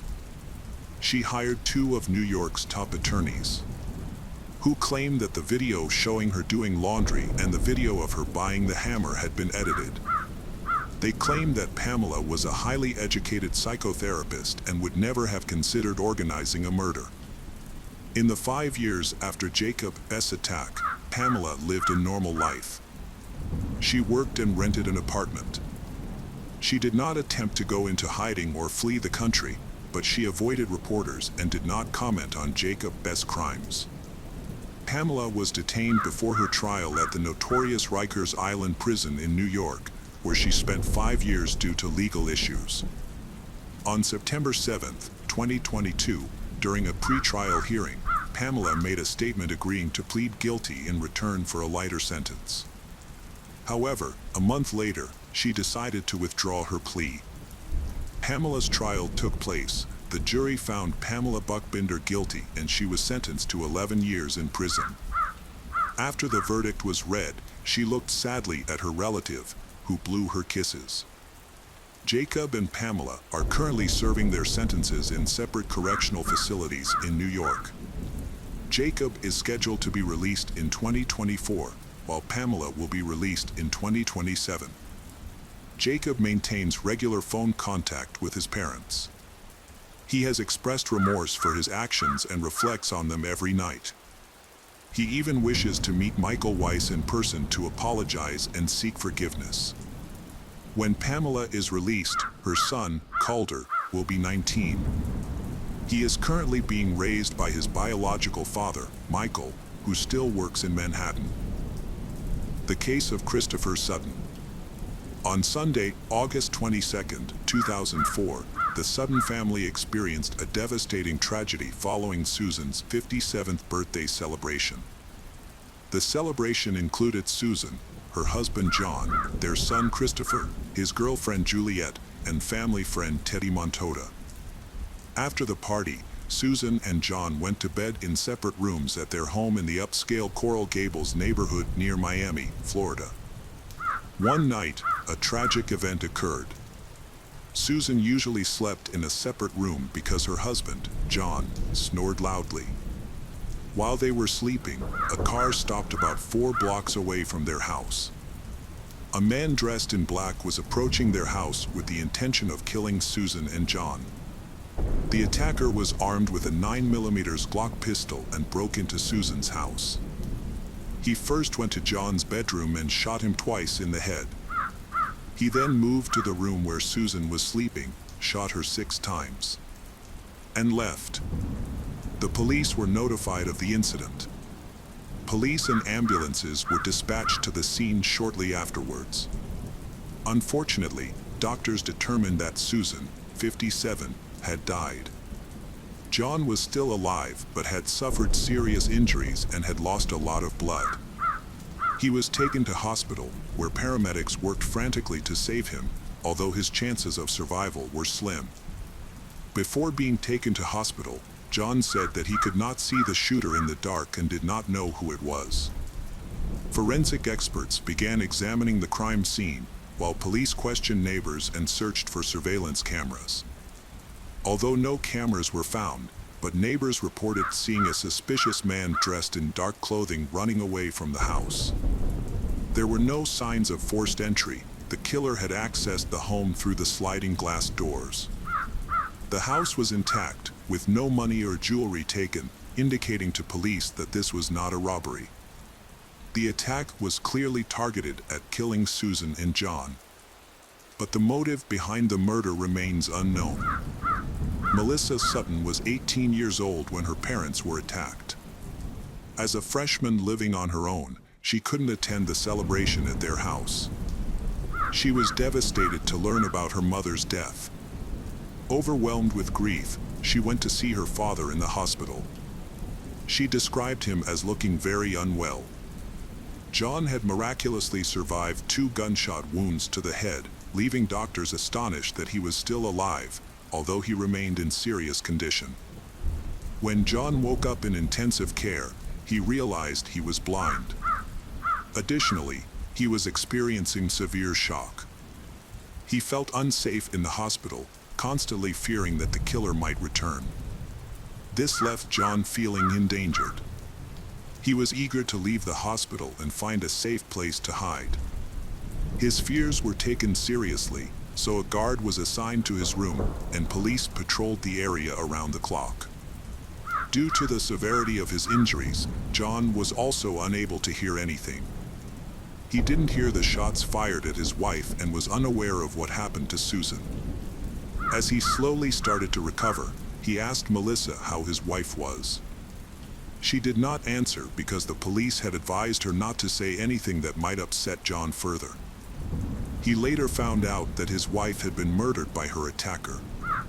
The news was a huge shock to him. Susan's death was a huge loss for the whole family. She had devoted her life to being a loving mother. Susan spent many years as an intensive care nurse, a respected profession in the United States. Her career ended in the late 1970s when she decided to stay at home with her husband, John, after the birth of their first child, Christopher. They made this choice because Susan had been unable to conceive for 7 years, at which point they decided to adopt a daughter, Melissa. The police discovered that John had built a successful business and may have had enemies. They also learned that he had received previous threats of violence. The police investigated everyone who had had animosity toward John and Susan, but they all had solid alibis. While the police searched the crime scene for evidence, they discovered that Susan's purse, jewelry belonging to her or her husband, were still intact. Although these items were visible, the police planned to interview John, but he had difficulty communicating.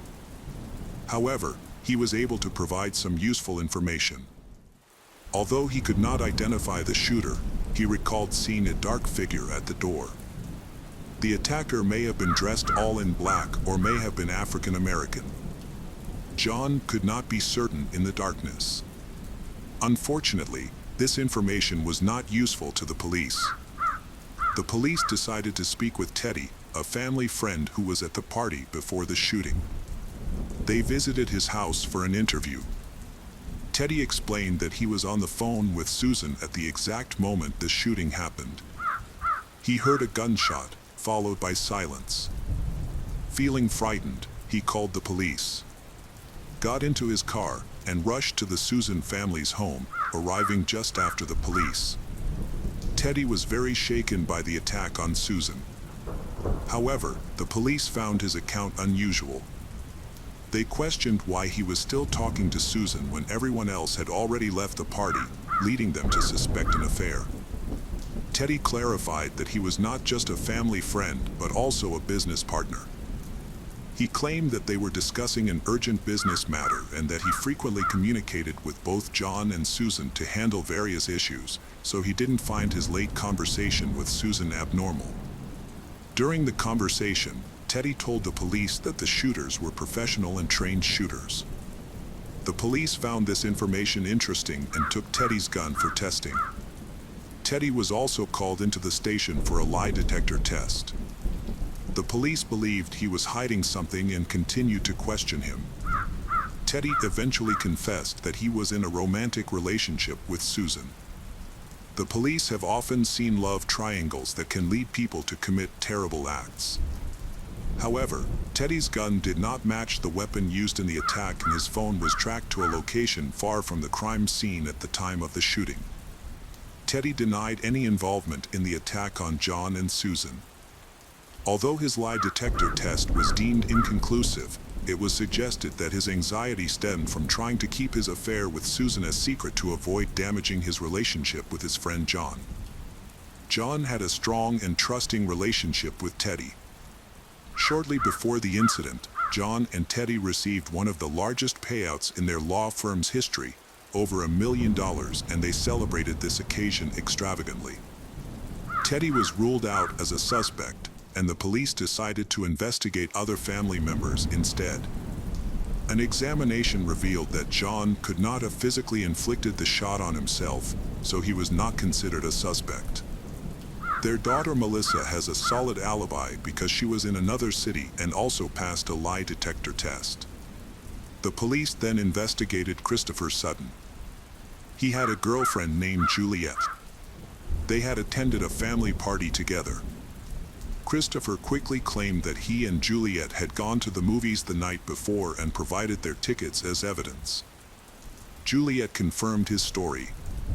The police then requested the cinema's surveillance camera footage, confirming that they had indeed gone to the cinema that night and confirming their alibi.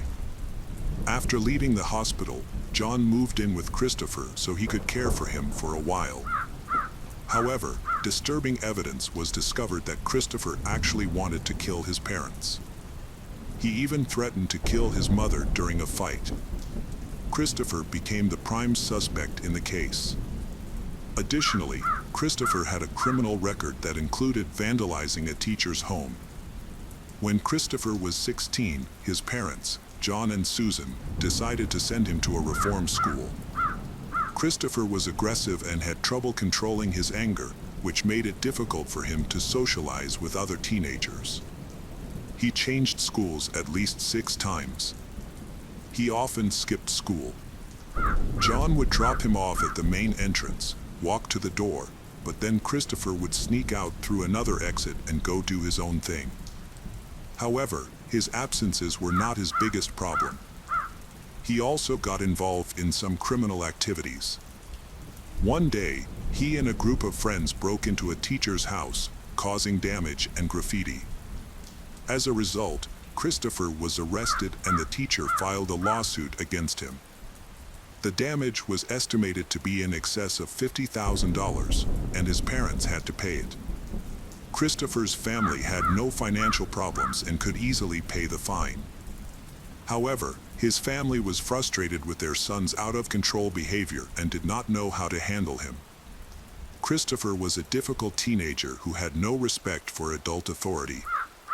His rebellion began with his love of piercings and tattoos, which his parents strongly disapproved of. Despite their efforts, they were unable to change his behavior, which led to more problems. One day, Christopher pointed an unloaded rifle at his mother and sister, threatening to kill them. Shortly before Christopher's 16th birthday, Susan discovered a note in his room that outlined a plan to kill his parents to inherit their money. Susan informed John about the note, and they confronted Christopher, who dismissed it as a joke. However, when his parents saw the note, they became frightened. From that point on, they were afraid to be alone with their son in the house.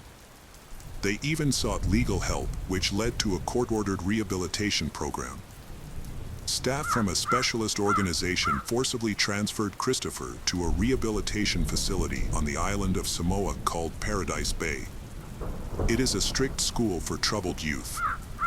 In 1998, when Christopher first arrived at this institution, his behavior became extremely aggressive, leading to him being restrained. Following this, he was taken to a remote camp in the mountains, where he was left tied up. The staff aimed to re-educate him through these strict measures. Typically, such severe discipline was effective and helped even the most challenging cases to improve. After spending a year in a behavior correction facility, Christopher sent his parents an emotional video message.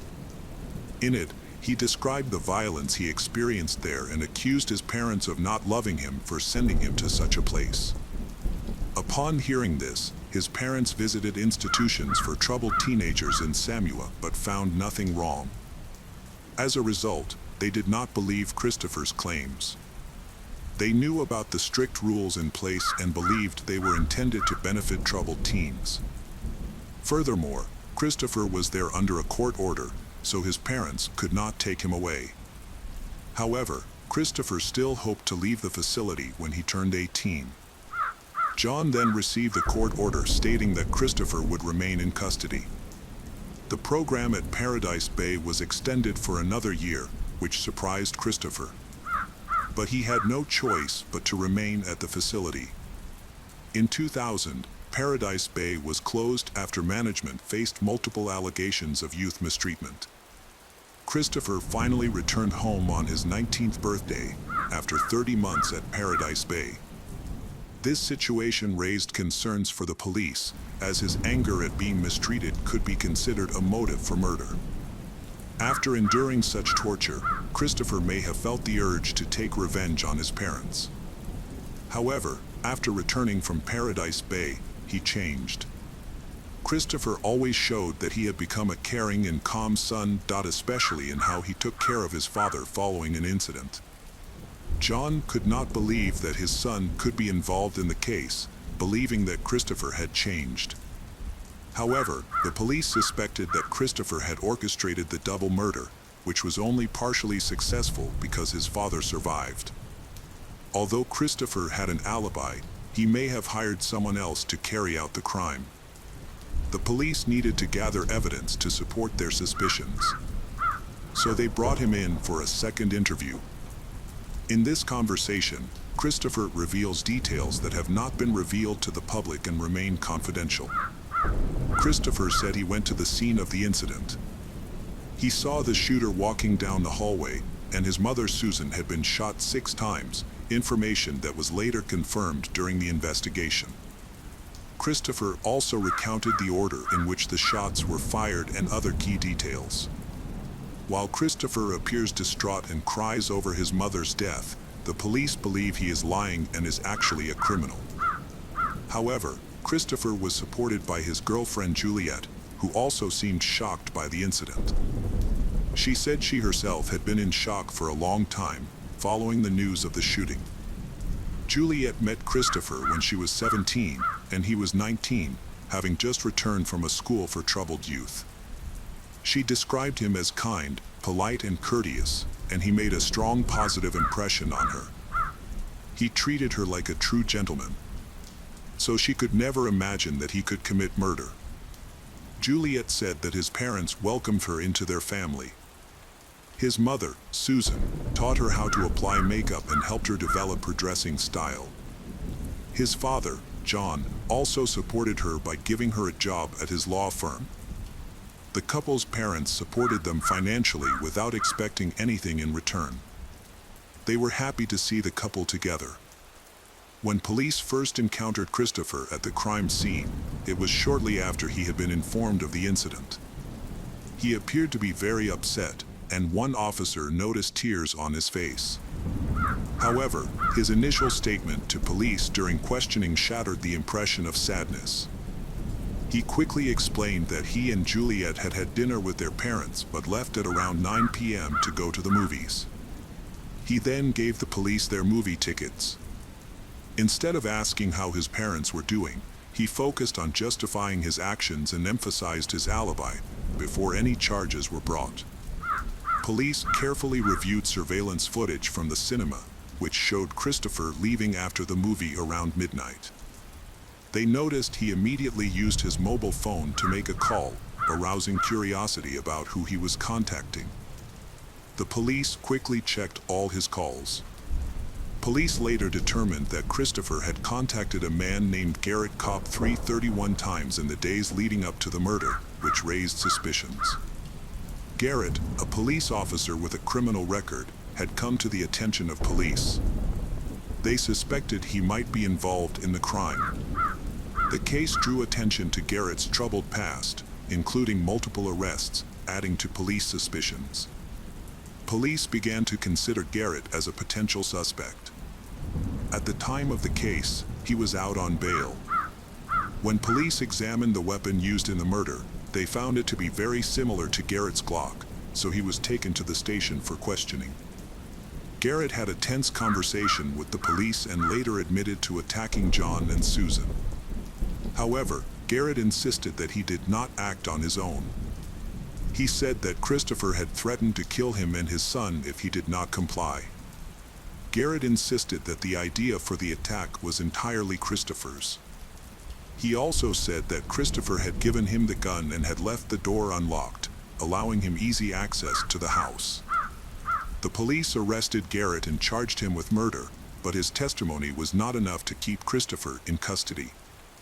Juliet was questioned by police who believed she had more information than she was revealing. Despite their efforts, she denied any involvement and insisted on her innocence for several hours. The interrogation lasted 13 hours in total, but the police did not record it. Later, Juliet alleged that police had threatened her with arrest to force a confession and acted provocatively during the questioning. However, she eventually admitted that Christopher felt a strong resentment towards his parents for placing him in a facility for troubled teenagers. Recently, his parents tried to push him to get a job and start covering his own costs, which he found unacceptable, and this led to family conflicts. During questioning, Juliet revealed that Christopher had been planning revenge on his parents for years. He often spoke about the inheritance and how they could live without worries if he could take everything his parents had earned. However, she didn't take his threats seriously. The police had gathered enough evidence to obtain an arrest warrant for Christopher Sutton. However, by that time, he had disappeared. This was a crucial moment for the police, as they feared that Christopher might return to harm John. Fortunately, the police were able to locate and arrest Christopher, charging him with the murder of his mother and attempted murder of his father. Garrett Kopp and Christopher Sutton were eventually tried separately, and both faced the death penalty.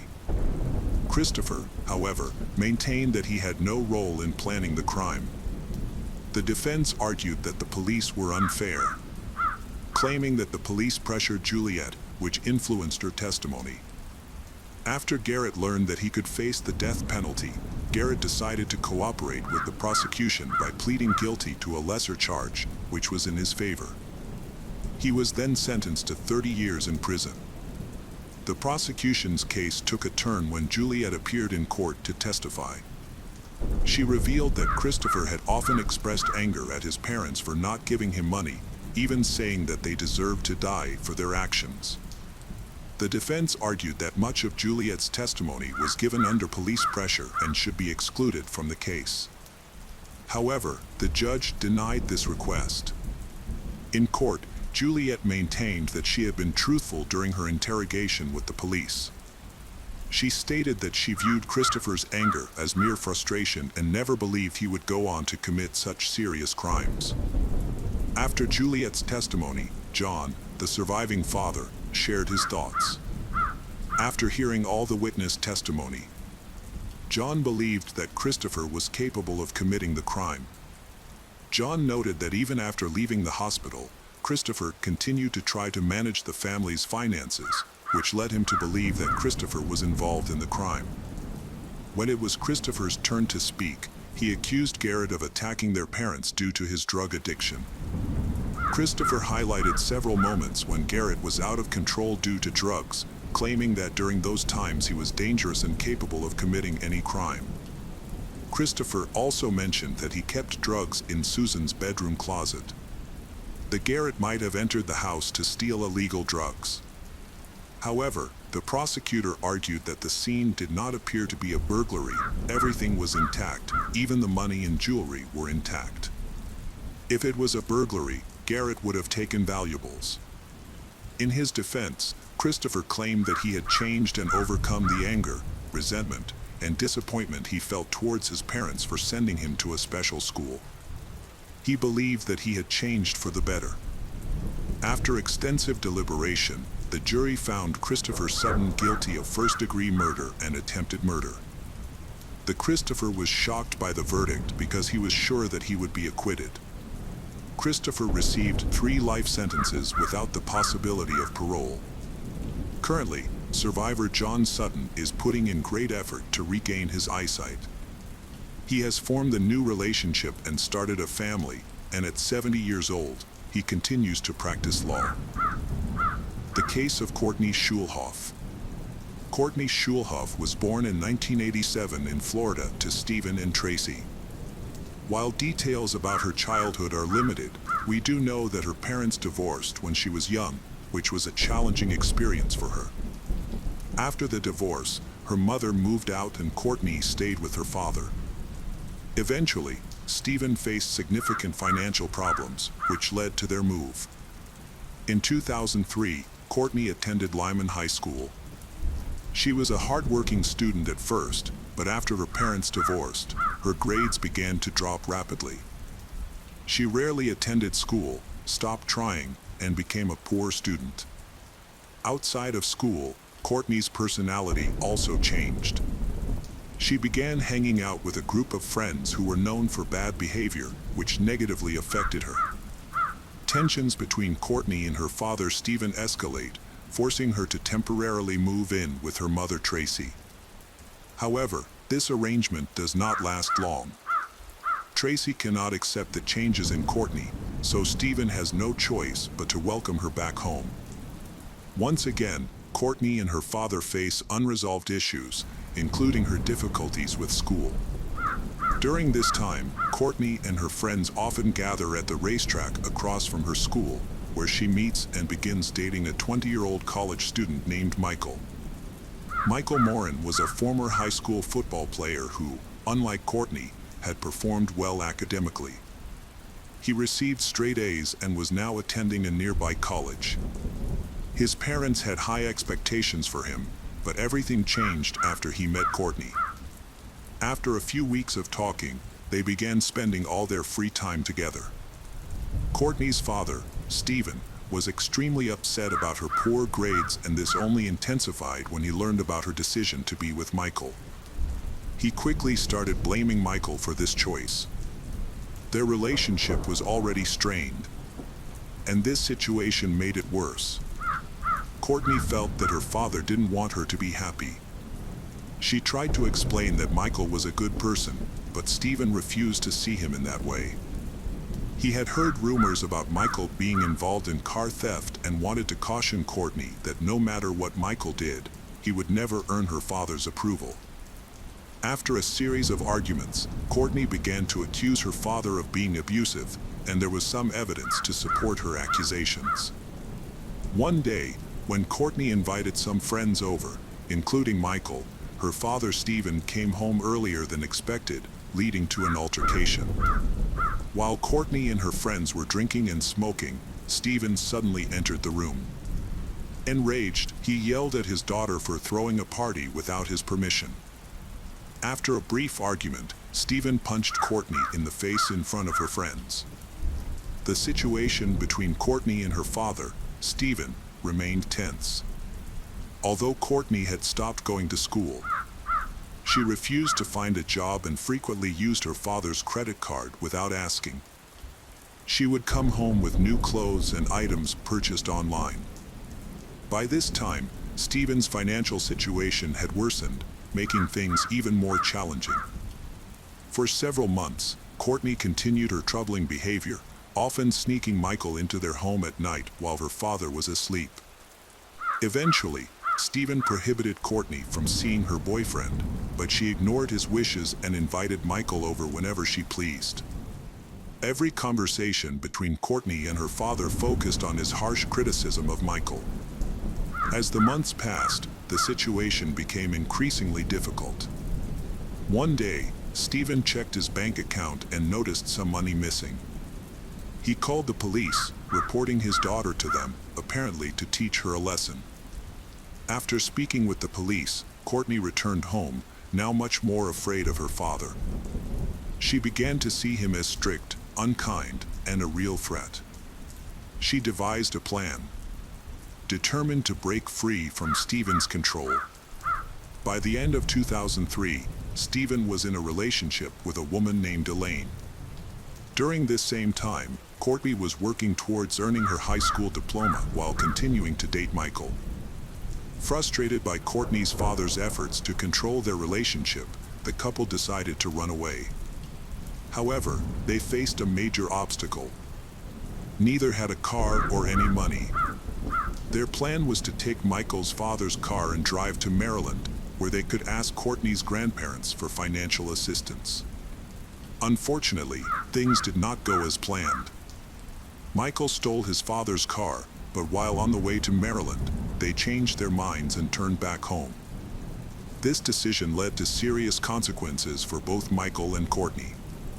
Michael's parents reported him to the police, and he was charged with car theft, resulting in a 70-day.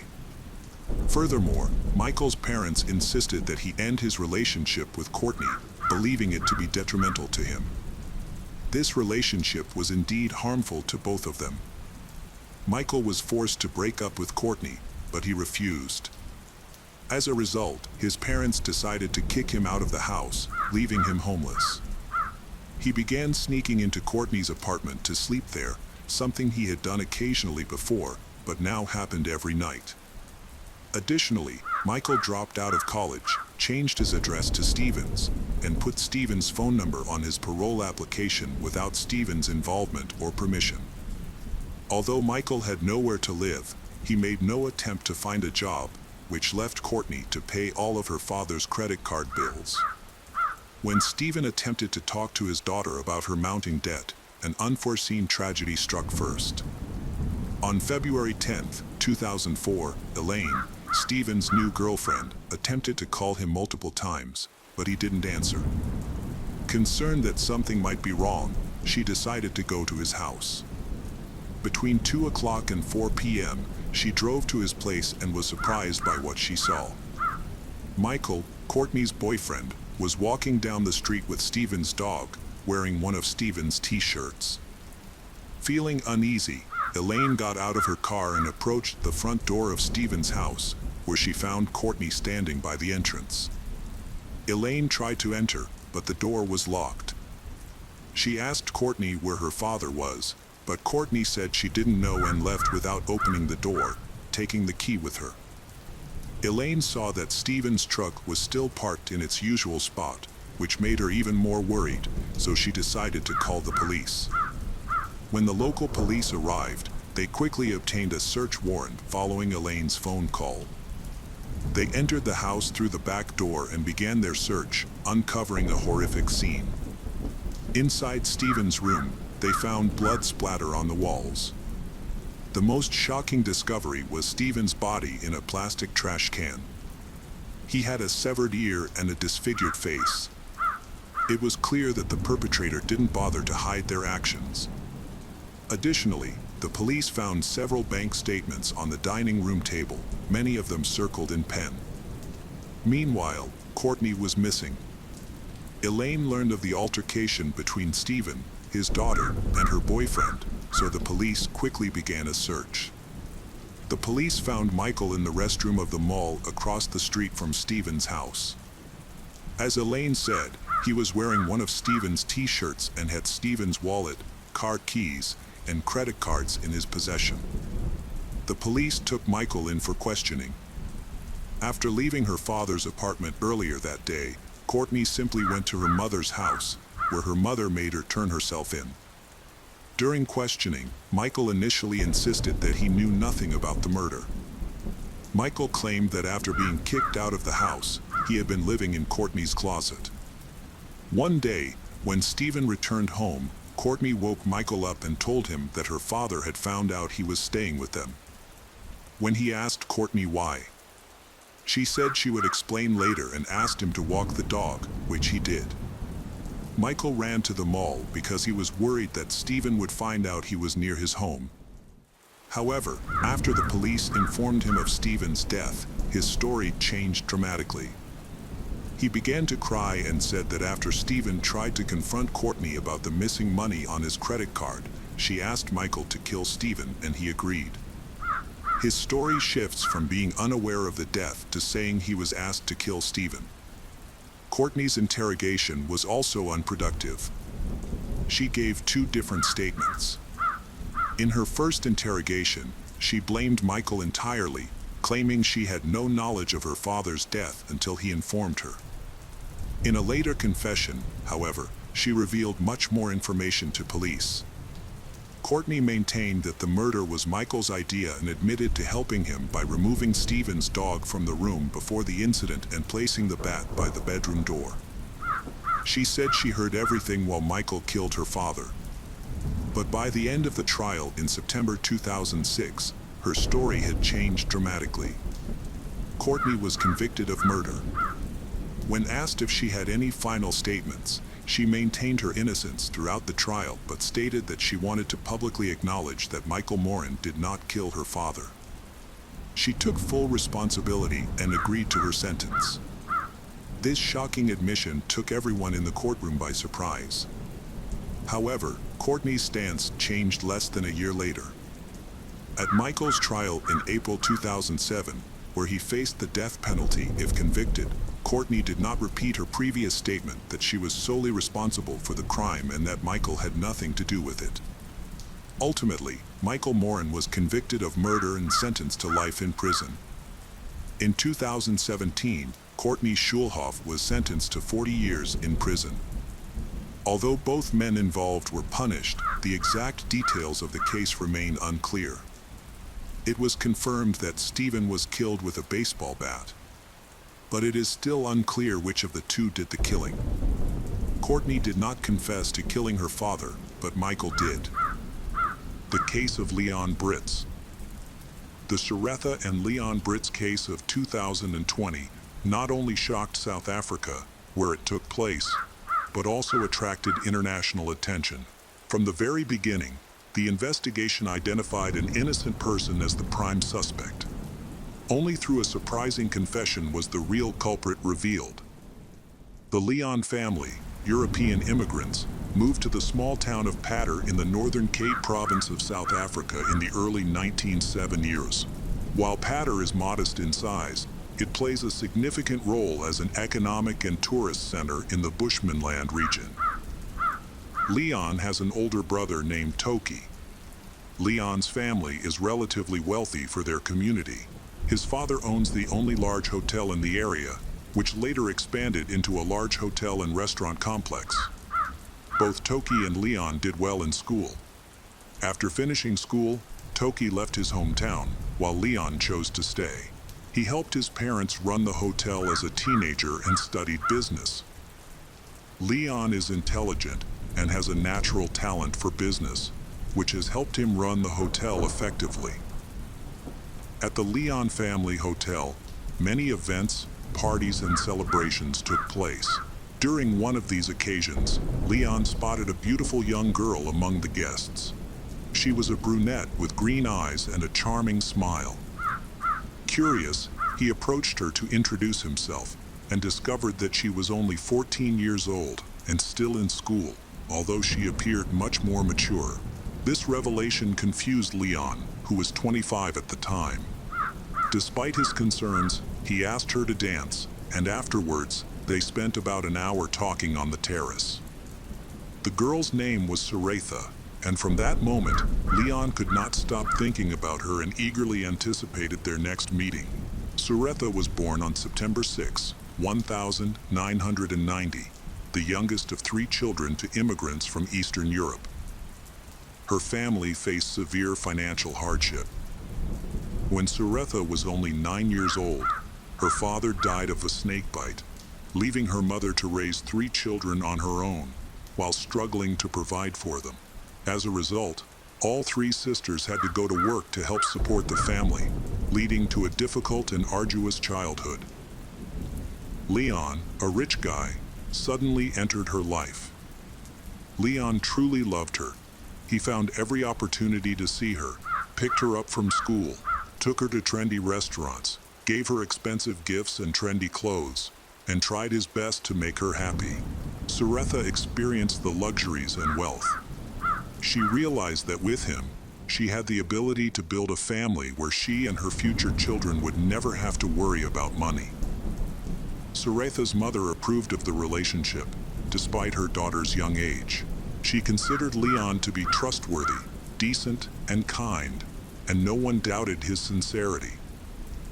However, Leon's parents were quite concerned about the relationship, as it could lead to serious legal problems if it went too far. Despite their concerns, Leon insisted that he was willing to wait until Saretha turned 18 when he planned to marry her. About a year into the relationship, 15-year-old Saretha discovered she was pregnant. She was unsure about sharing the news, knowing that it would upset both her mother and her boyfriend. To hide her changing body, she began wearing baggy clothes and became quiet and withdrawn. Eventually, she couldn't keep it a secret any longer and decided to tell Leon. When she revealed the news, Leon was stunned. He realized that the situation would not only damage his reputation, but also create serious legal problems. Leon was worried about being accused of seducing a young woman, so he couldn't let that happen.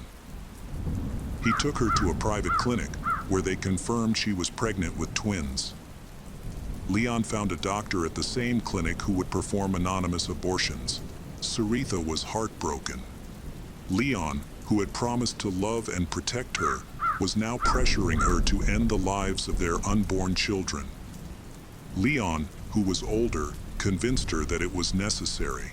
He promised that after marriage they would have children, but now having children would ruin their lives and their dreams of a happy future together. Left with no other choice, Saritha agreed to the procedure. She experienced physical pain for days afterward, but the emotional trauma was even worse, leaving her feeling guilty and deeply depressed.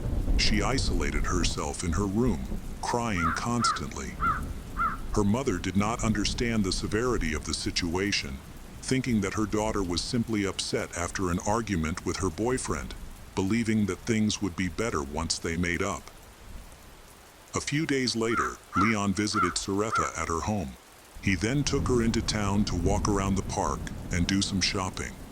He thought this would help her feel better. Although she eventually returned to her normal routine, her feelings of resentment and suspicion towards him remained. 3 years later, during her senior year of high school, the Saritha discovered she was pregnant again. She was just a few months away from turning 18, and this unexpected pregnancy was not supposed to create any significant problems. However, when she informed Leon, he reacted very negatively and insisted that she terminate the pregnancy, claiming they were too young to start a family. This time, Saritha firmly refused, stating that she would keep the child, even if it meant raising it alone. After some consideration, Leon eventually proposed to her, presenting a diamond ring.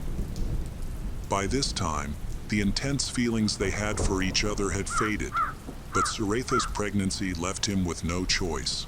Shortly after her 18th birthday, the couple got married in a lavish ceremony. Although they appeared happy, they both had doubts about their decision. A few months later, they welcomed their first son, and 2 years later, they had twin boys. The family lived a wealthy life. Leon's parents built a successful business over many years.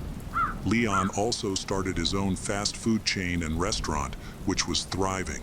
However, starting in the mid-2010s, the family faced significant challenges. In 2014, Leon's father suddenly passed away due to long-standing heart problems, which affected his mother's health. She began to show signs of rapid dementia, forcing her sons to take her to a specialist clinic for care. Toki returned to his hometown after many years to assist his younger brother in managing the family business, and together they took over the operation of a hotel. Leon decided to let Saritha join the family business, something she had always wanted to do. They agreed to register a mining equipment and tools store in her name. She worked hard at the store while also caring for their 3 young sons. However, as the twins grew older, the parents had to find a suitable school for all of their children. Finding quality education in South Africa was not easy. They eventually found a good school in the nearby town of Kakamas, about 75 miles from Leon's home. They then rented a spacious house in Kakamas for Saritha and her sons to live in, while Leon stayed in Poeter to manage the business. Although Saritha enjoyed running the store, she had to give up that role to focus on raising the children. The family only visited Leon on weekends and holidays, and he rarely came to Kakamas because of his busy schedule. At first, everything seemed fine between the couple, but over time, they grew more distant, and their feelings for each other faded. In 2018, Saritha began experiencing health issues, which she initially dismissed.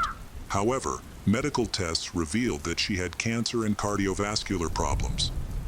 She quickly underwent surgery to remove the malignant tumor and began a treatment plan. Thankfully, the timely intervention saved her life, but she now required ongoing therapy at a clinic in Johannesburg, which was quite costly. Leon's family was able to pay for Saritha's medical expenses. To help manage the household while she was receiving treatment, Saritha hired a nanny and a maid. By this time, Leon and Saritha had grown apart and were living separate lives. Saritha began an affair in Johannesburg. It appears that Leon was also seeing other women, as evidenced by explicit photos and text messages found on his phone. The couple now only stay in touch because of their 3 children. Despite the family problems, business is doing well. The hotel, retail stores, and restaurant chain are making a significant profit. Leon has invested some of this money in real estate in major cities, which provides a good income through rentals. Their family is not only the richest in Poeter, but also one of the richest in the Northern Cape province. As Leon's business grew more profitable, he faced increasing threats from jealous people who wanted to harm him, his parents, and his brother. To protect his assets, he installed safes and hidden compartments in his office and home, where he stored cash in various currencies, stocks, diamonds, jewelry, and gold bars. Although the threats initially worried him, Leon eventually began to ignore them as they became a regular occurrence. He believed they were just attempts to scare him. A tragic event occurred that led to Leon's death. On October 7, 2020, Saretha called him to check on their dogs. A neighbor reported that they had escaped. Leon assured her that he would call back after checking on the dogs, but he never did. Worried, Saretha tried calling him several times, but no one answered. She left their children with a nanny and drove to their home in Poeter. When she arrived, the front door was unlocked, but the house was eerily quiet and no one answered her calls. She went to the backyard and discovered her husband's body floating face down in the pool. There were wounds on his back, indicating that he was dead. In a panic, Saretha called the police, then contacted Toki to inform him of the situation. When the police arrived, they quickly sealed off the house. They found that Leon had died violently. His body had multiple stab wounds and signs of a struggle. A safe in the house had been opened and its contents taken. Initially, the police theorized that a burglar had broken into the house. And Leon was home at the time, leading to a confrontation that left Leon dead. However, many other valuables that could be seen in the house were still intact, suggesting that the burglars had specifically targeted the contents of the safe. Following Leon's murder, much speculation about the cause of his death arose on social media. Many people knew about the threats Leon had received over the years and suspected that competitors or enemies may have acted on those threats. Police later identified Leon's brother Toki as the prime suspect. Toki had managed the family business with Leon for many years and had visited Leon shortly before the murder, making Toki the last person known to have seen Leon alive. Complicating matters, their mother is critically ill, with doctors estimating that she has only a few months to live. It is rumored that Toki is unhappy with the way the estate has been divided, especially with Leon receiving the lion's share, and that Toki may want to change the will. This theory explains why other items in the house were left intact and why the killer only targeted the contents of the safe. However, Toki adamantly denied any involvement, claiming that he would never harm his brother, especially since they had never had any conflicts over money. He sought the support of Saretha, who expressed her belief in his innocence and offered to help him find a good lawyer. For nearly 2 months, the investigation had stalled with no new evidence, leads, or witnesses. Then, 35-year-old Jacques Van Vuren walked into the police station and proposed a deal. He would plead guilty and reveal the identities of his accomplices in exchange for a lighter sentence. Jacques and Saretha had been friends in school, and he had feelings for her, but she did not love him and eventually started dating Leon.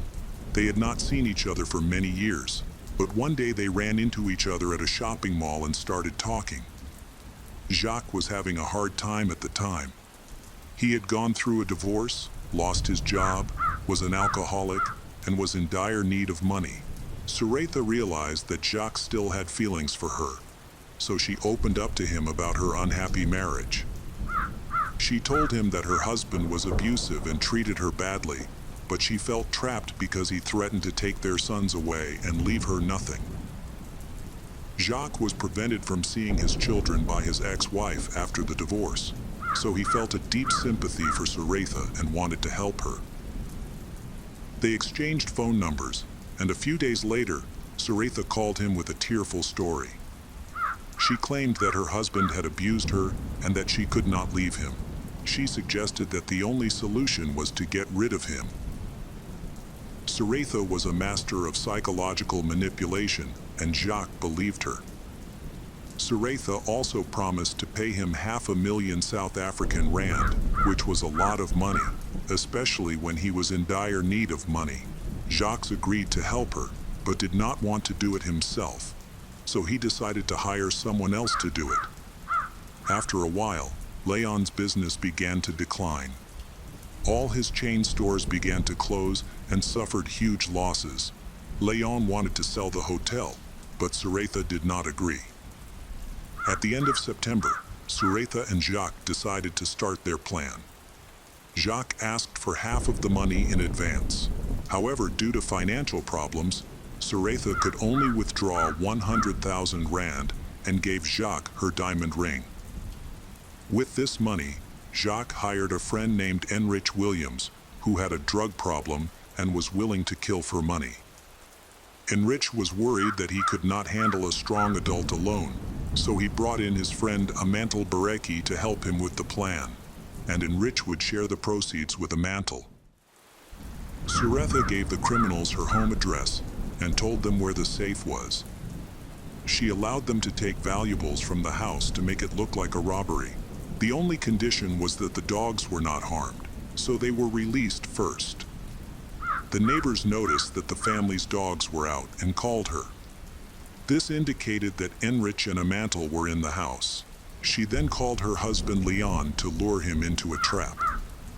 When he entered the house, one of the criminals hit him on the head with a baseball bat, while another attacked him with a knife, leaving him no chance to defend himself. Leon was stabbed 8 times and beaten with the bat several times. They then dumped his body in the swimming pool. After opening the safe, Amantel and Enrich found no cash, only securities, diamonds, and gold bars. They gave all the stolen goods to Jacques, who then gave them all to Suratha. The criminals chose not to take anything else from the house because they were worried about leaving too much evidence. They were relying solely on the large payment that Suratha had promised. Jacques was not allowed to be present at the crime scene. Suratha was worried that he might be identified on surveillance footage, especially since Toki had seen him several times and knew him as Suratha's friend at school. Jacques was only tasked with transferring the advance payment and instructing his accomplices to carry out the plan.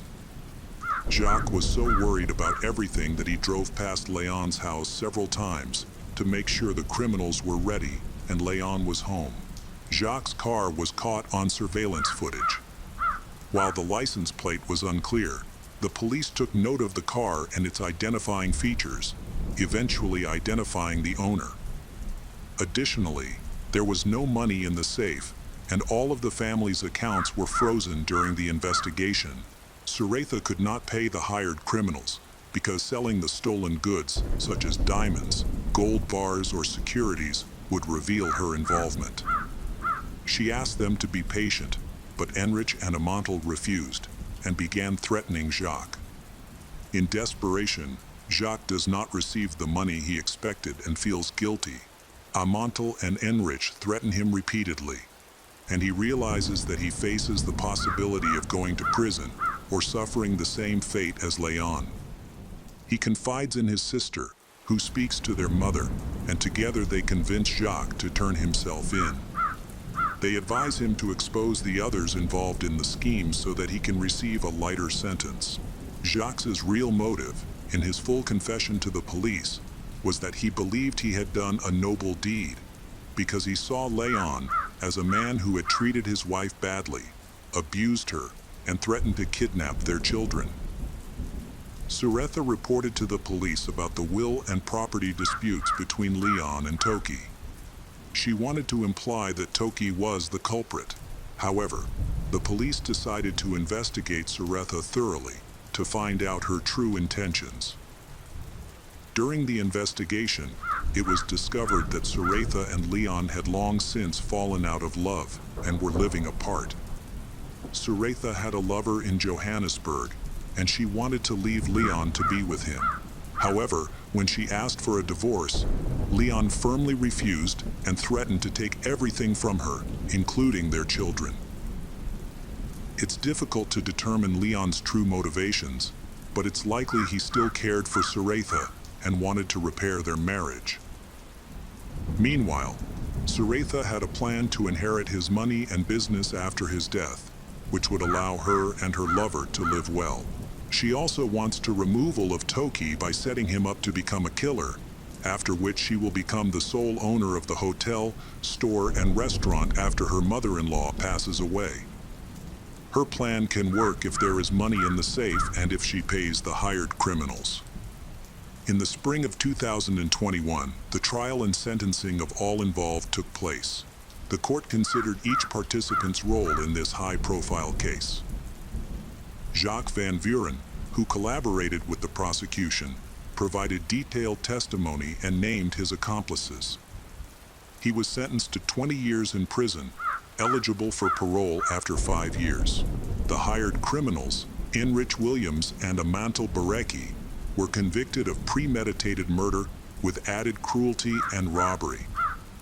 They received life sentences with no chance of parole. Suretha Britz, who planned to kill her husband, convinced the court that she was the victim throughout their relationship. She claimed that Leon forced her to have sex when she was 14. A year later, after she became pregnant, she alleged that Leon forced her to have an abortion late in her pregnancy. Although their love faded, Leon refused to divorce her and threatened to take custody of their children. Suretha was eventually sentenced to 25 years in prison. The court took into account her remorse, her sincere confession, and her role as a mother to 3 young children. The case of Michael Reese. In February 2015, around 8 p.m., the Morris Police Department received a call from a woman named Cindy Reese, 40. She reported that when she returned home from the store, she found the front door wide open. Inside, she found items scattered on the floor. Cindy attempted to contact her husband, Michael, but he did not answer. Feeling scared, she did not go further into the house. Instead, she went to a landline near the main entrance, called the police, and then walked outside. After the call, at 9:11 p.m., Cindy contacted Michael's father and informed him that their home had likely been burglarized and asked him to come immediately. Michael and Cindy lived in the Morris Center on Bank Street, right across from a police station. The police quickly went to Michael's house.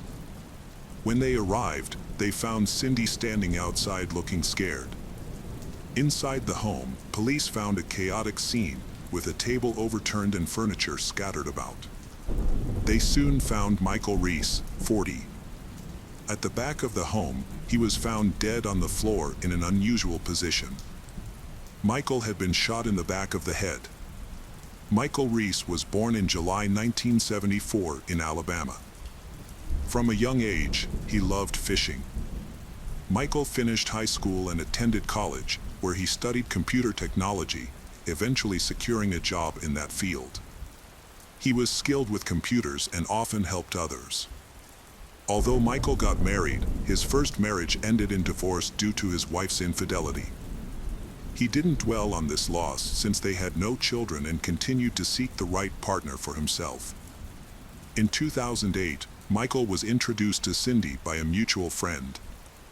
They were nearly the same age, and a strong connection quickly developed between them, leading to a passionate romance. Cindy was born in January 1975 in Alabama. Her father served as an assistant pastor in a Baptist church, and she often accompanied him to work as a child. Growing up, Cindy was a model student who adhered to the rules. She graduated from college with a degree in accounting. In 1995, Cindy married, but her first marriage ended in tragedy in 2007 when she returned home from work to find her husband deceased. He had died from a self-inflicted gunshot wound to the head. Cindy was devastated by her husband's death. A year later, in 2008, she met Michael Reese, and they fell in love. They married on September 5, 2009, and spent their honeymoon at Disneyland. After the wedding, they moved into Michael's grandmother's house in Morris. Cindy worked as an accountant at the Jefferson County Courthouse, while Michael was a computer technician at St. Vincent's Hospital in Birmingham. The couple had no children and, like many in Morris, spent a significant amount of time at church. Cindy, who grew up in a Lutheran family, convinced Michael to join the Sardis Baptist Church. After his baptism, they attended services together every Wednesday and Sunday. Cindy was also the music director of the church. Unfortunately, Michael received sad news when his mother was diagnosed with cancer. Concerned about her health, Michael visited her often and spent much of his time caring for her. On February 14, 2015, Michael celebrated Valentine's Day with his mother, but just 4 days later, on February 18th, he was tragically murdered. Michael was known as a kind and positive young man, generous and trustworthy. Police quickly opened an investigation into his murder. Michael had been shot once in the back of the head.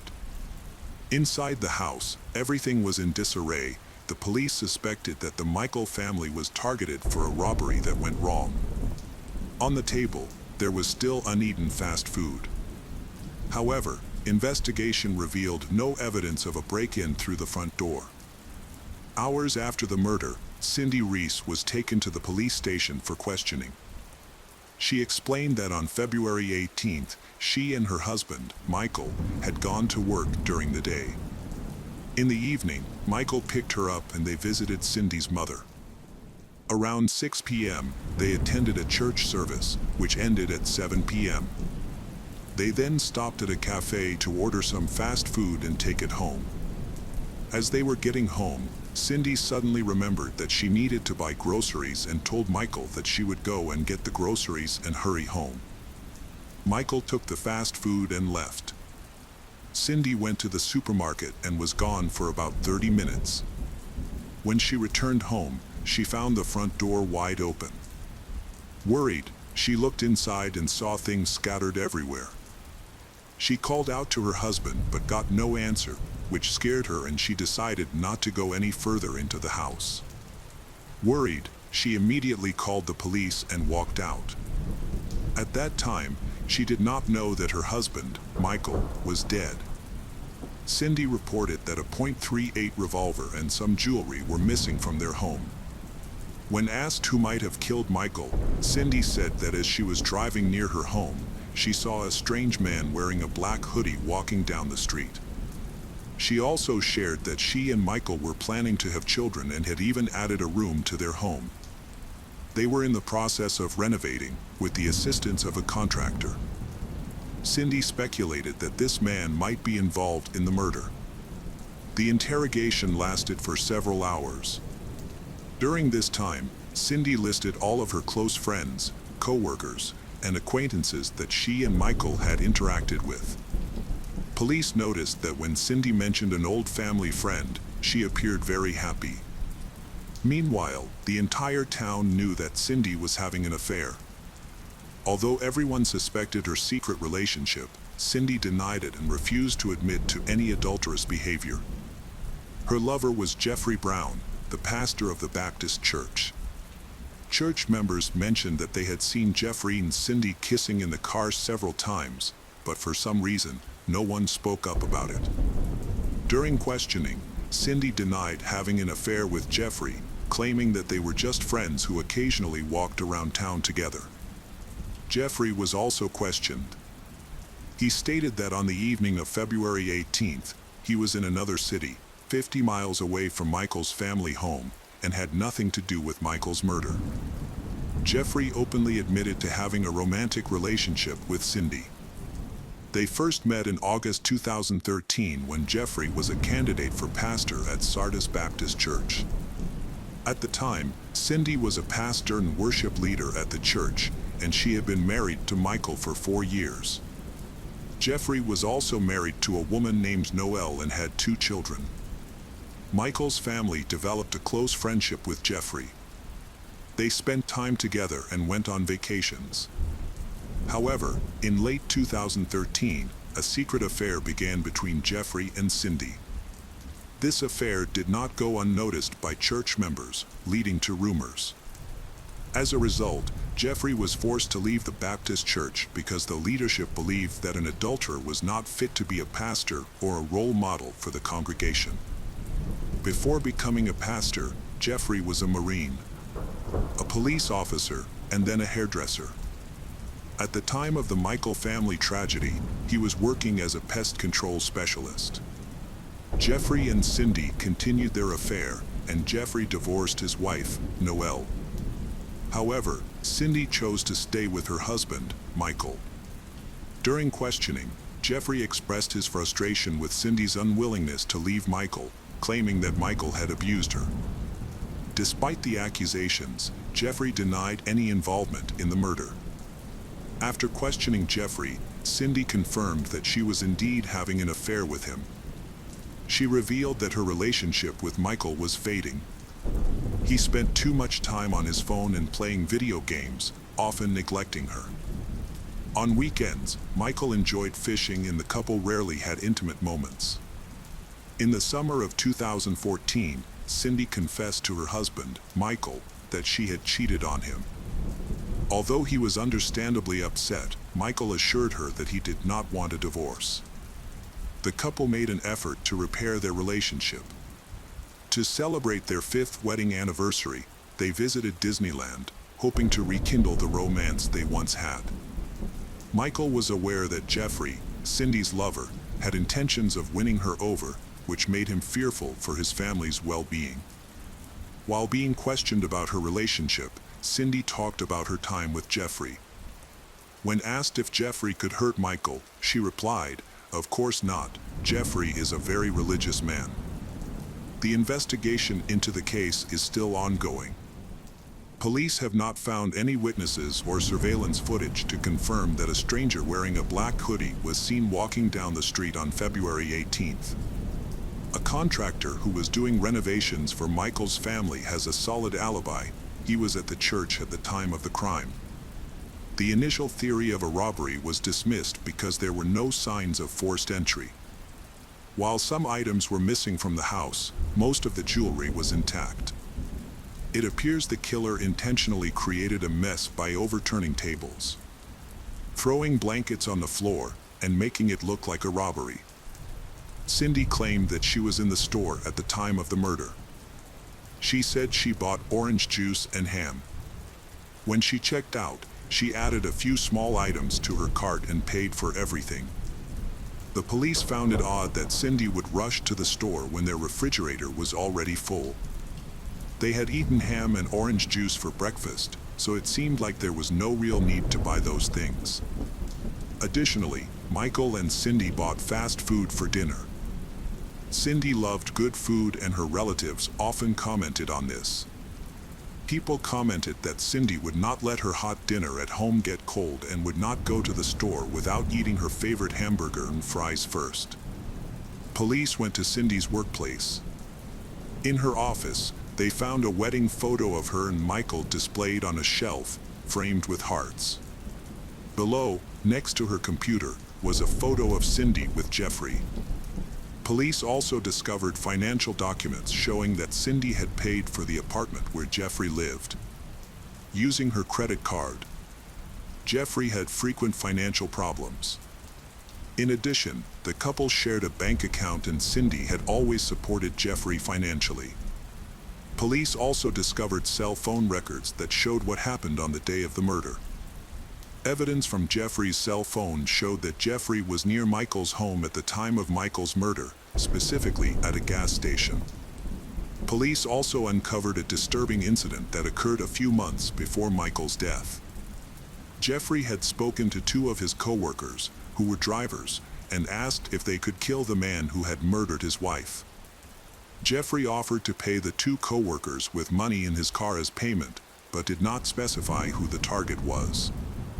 He only mentioned that the man drove a white Honda Accord and worked at St. Vincent's Hospital. The description matched Michael Reese, but his co-workers declined the offer and reported Jeffrey's alarming request to the police. less than a month after Michael was murdered. Cindy Reese and Jeffrey Brown were arrested on March 11, 2015. Neither of them admitted guilt. Police believe that on the night of the murder, Michael and Cindy returned home with takeout and intended to have dinner together. When Michael went to the back door to let the dog in, Cindy shot him in the back of the head with a revolver she kept at home. After the shooting, she created a mess, took several valuables, and went to the store.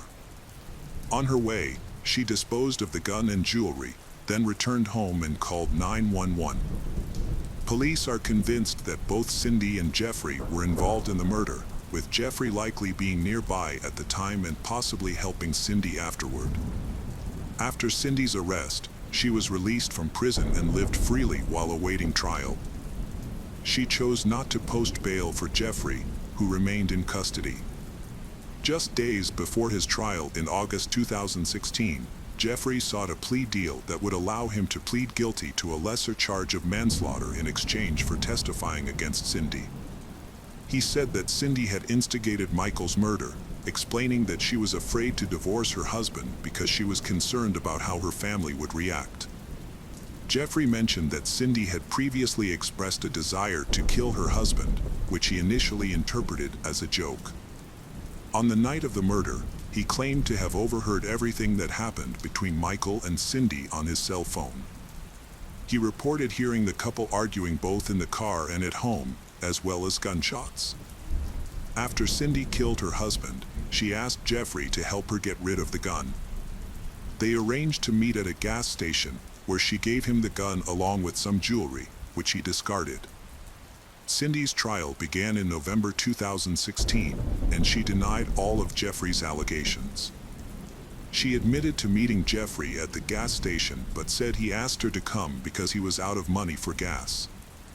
Cindy said she gave him $15 to help him. During the trial, she maintained that she and Michael had no intention of getting a divorce and wanted to work on their marriage. She also claimed that she no longer had any feelings for Jeffrey and accused him of stalking her, her family, and their home. Cindy's arguments were dismissed, as Cindy had not provided financial support to Jeffrey while at the gas station. Police also discovered that Cindy had frequently exchanged explicit photos with Jeffrey, suggesting that their relationship had not ended. Cindy's lawyers argued that she had no motive to kill her husband and placed the blame squarely on Jeffrey. The defense portrayed Jeffrey as obsessive, impulsive, and manipulative. No traces of gunpowder or blood were found on Cindy's body or clothing, and the angle of the gunshot wound indicated that the shooter was taller than Cindy, about the same height as Jeffrey.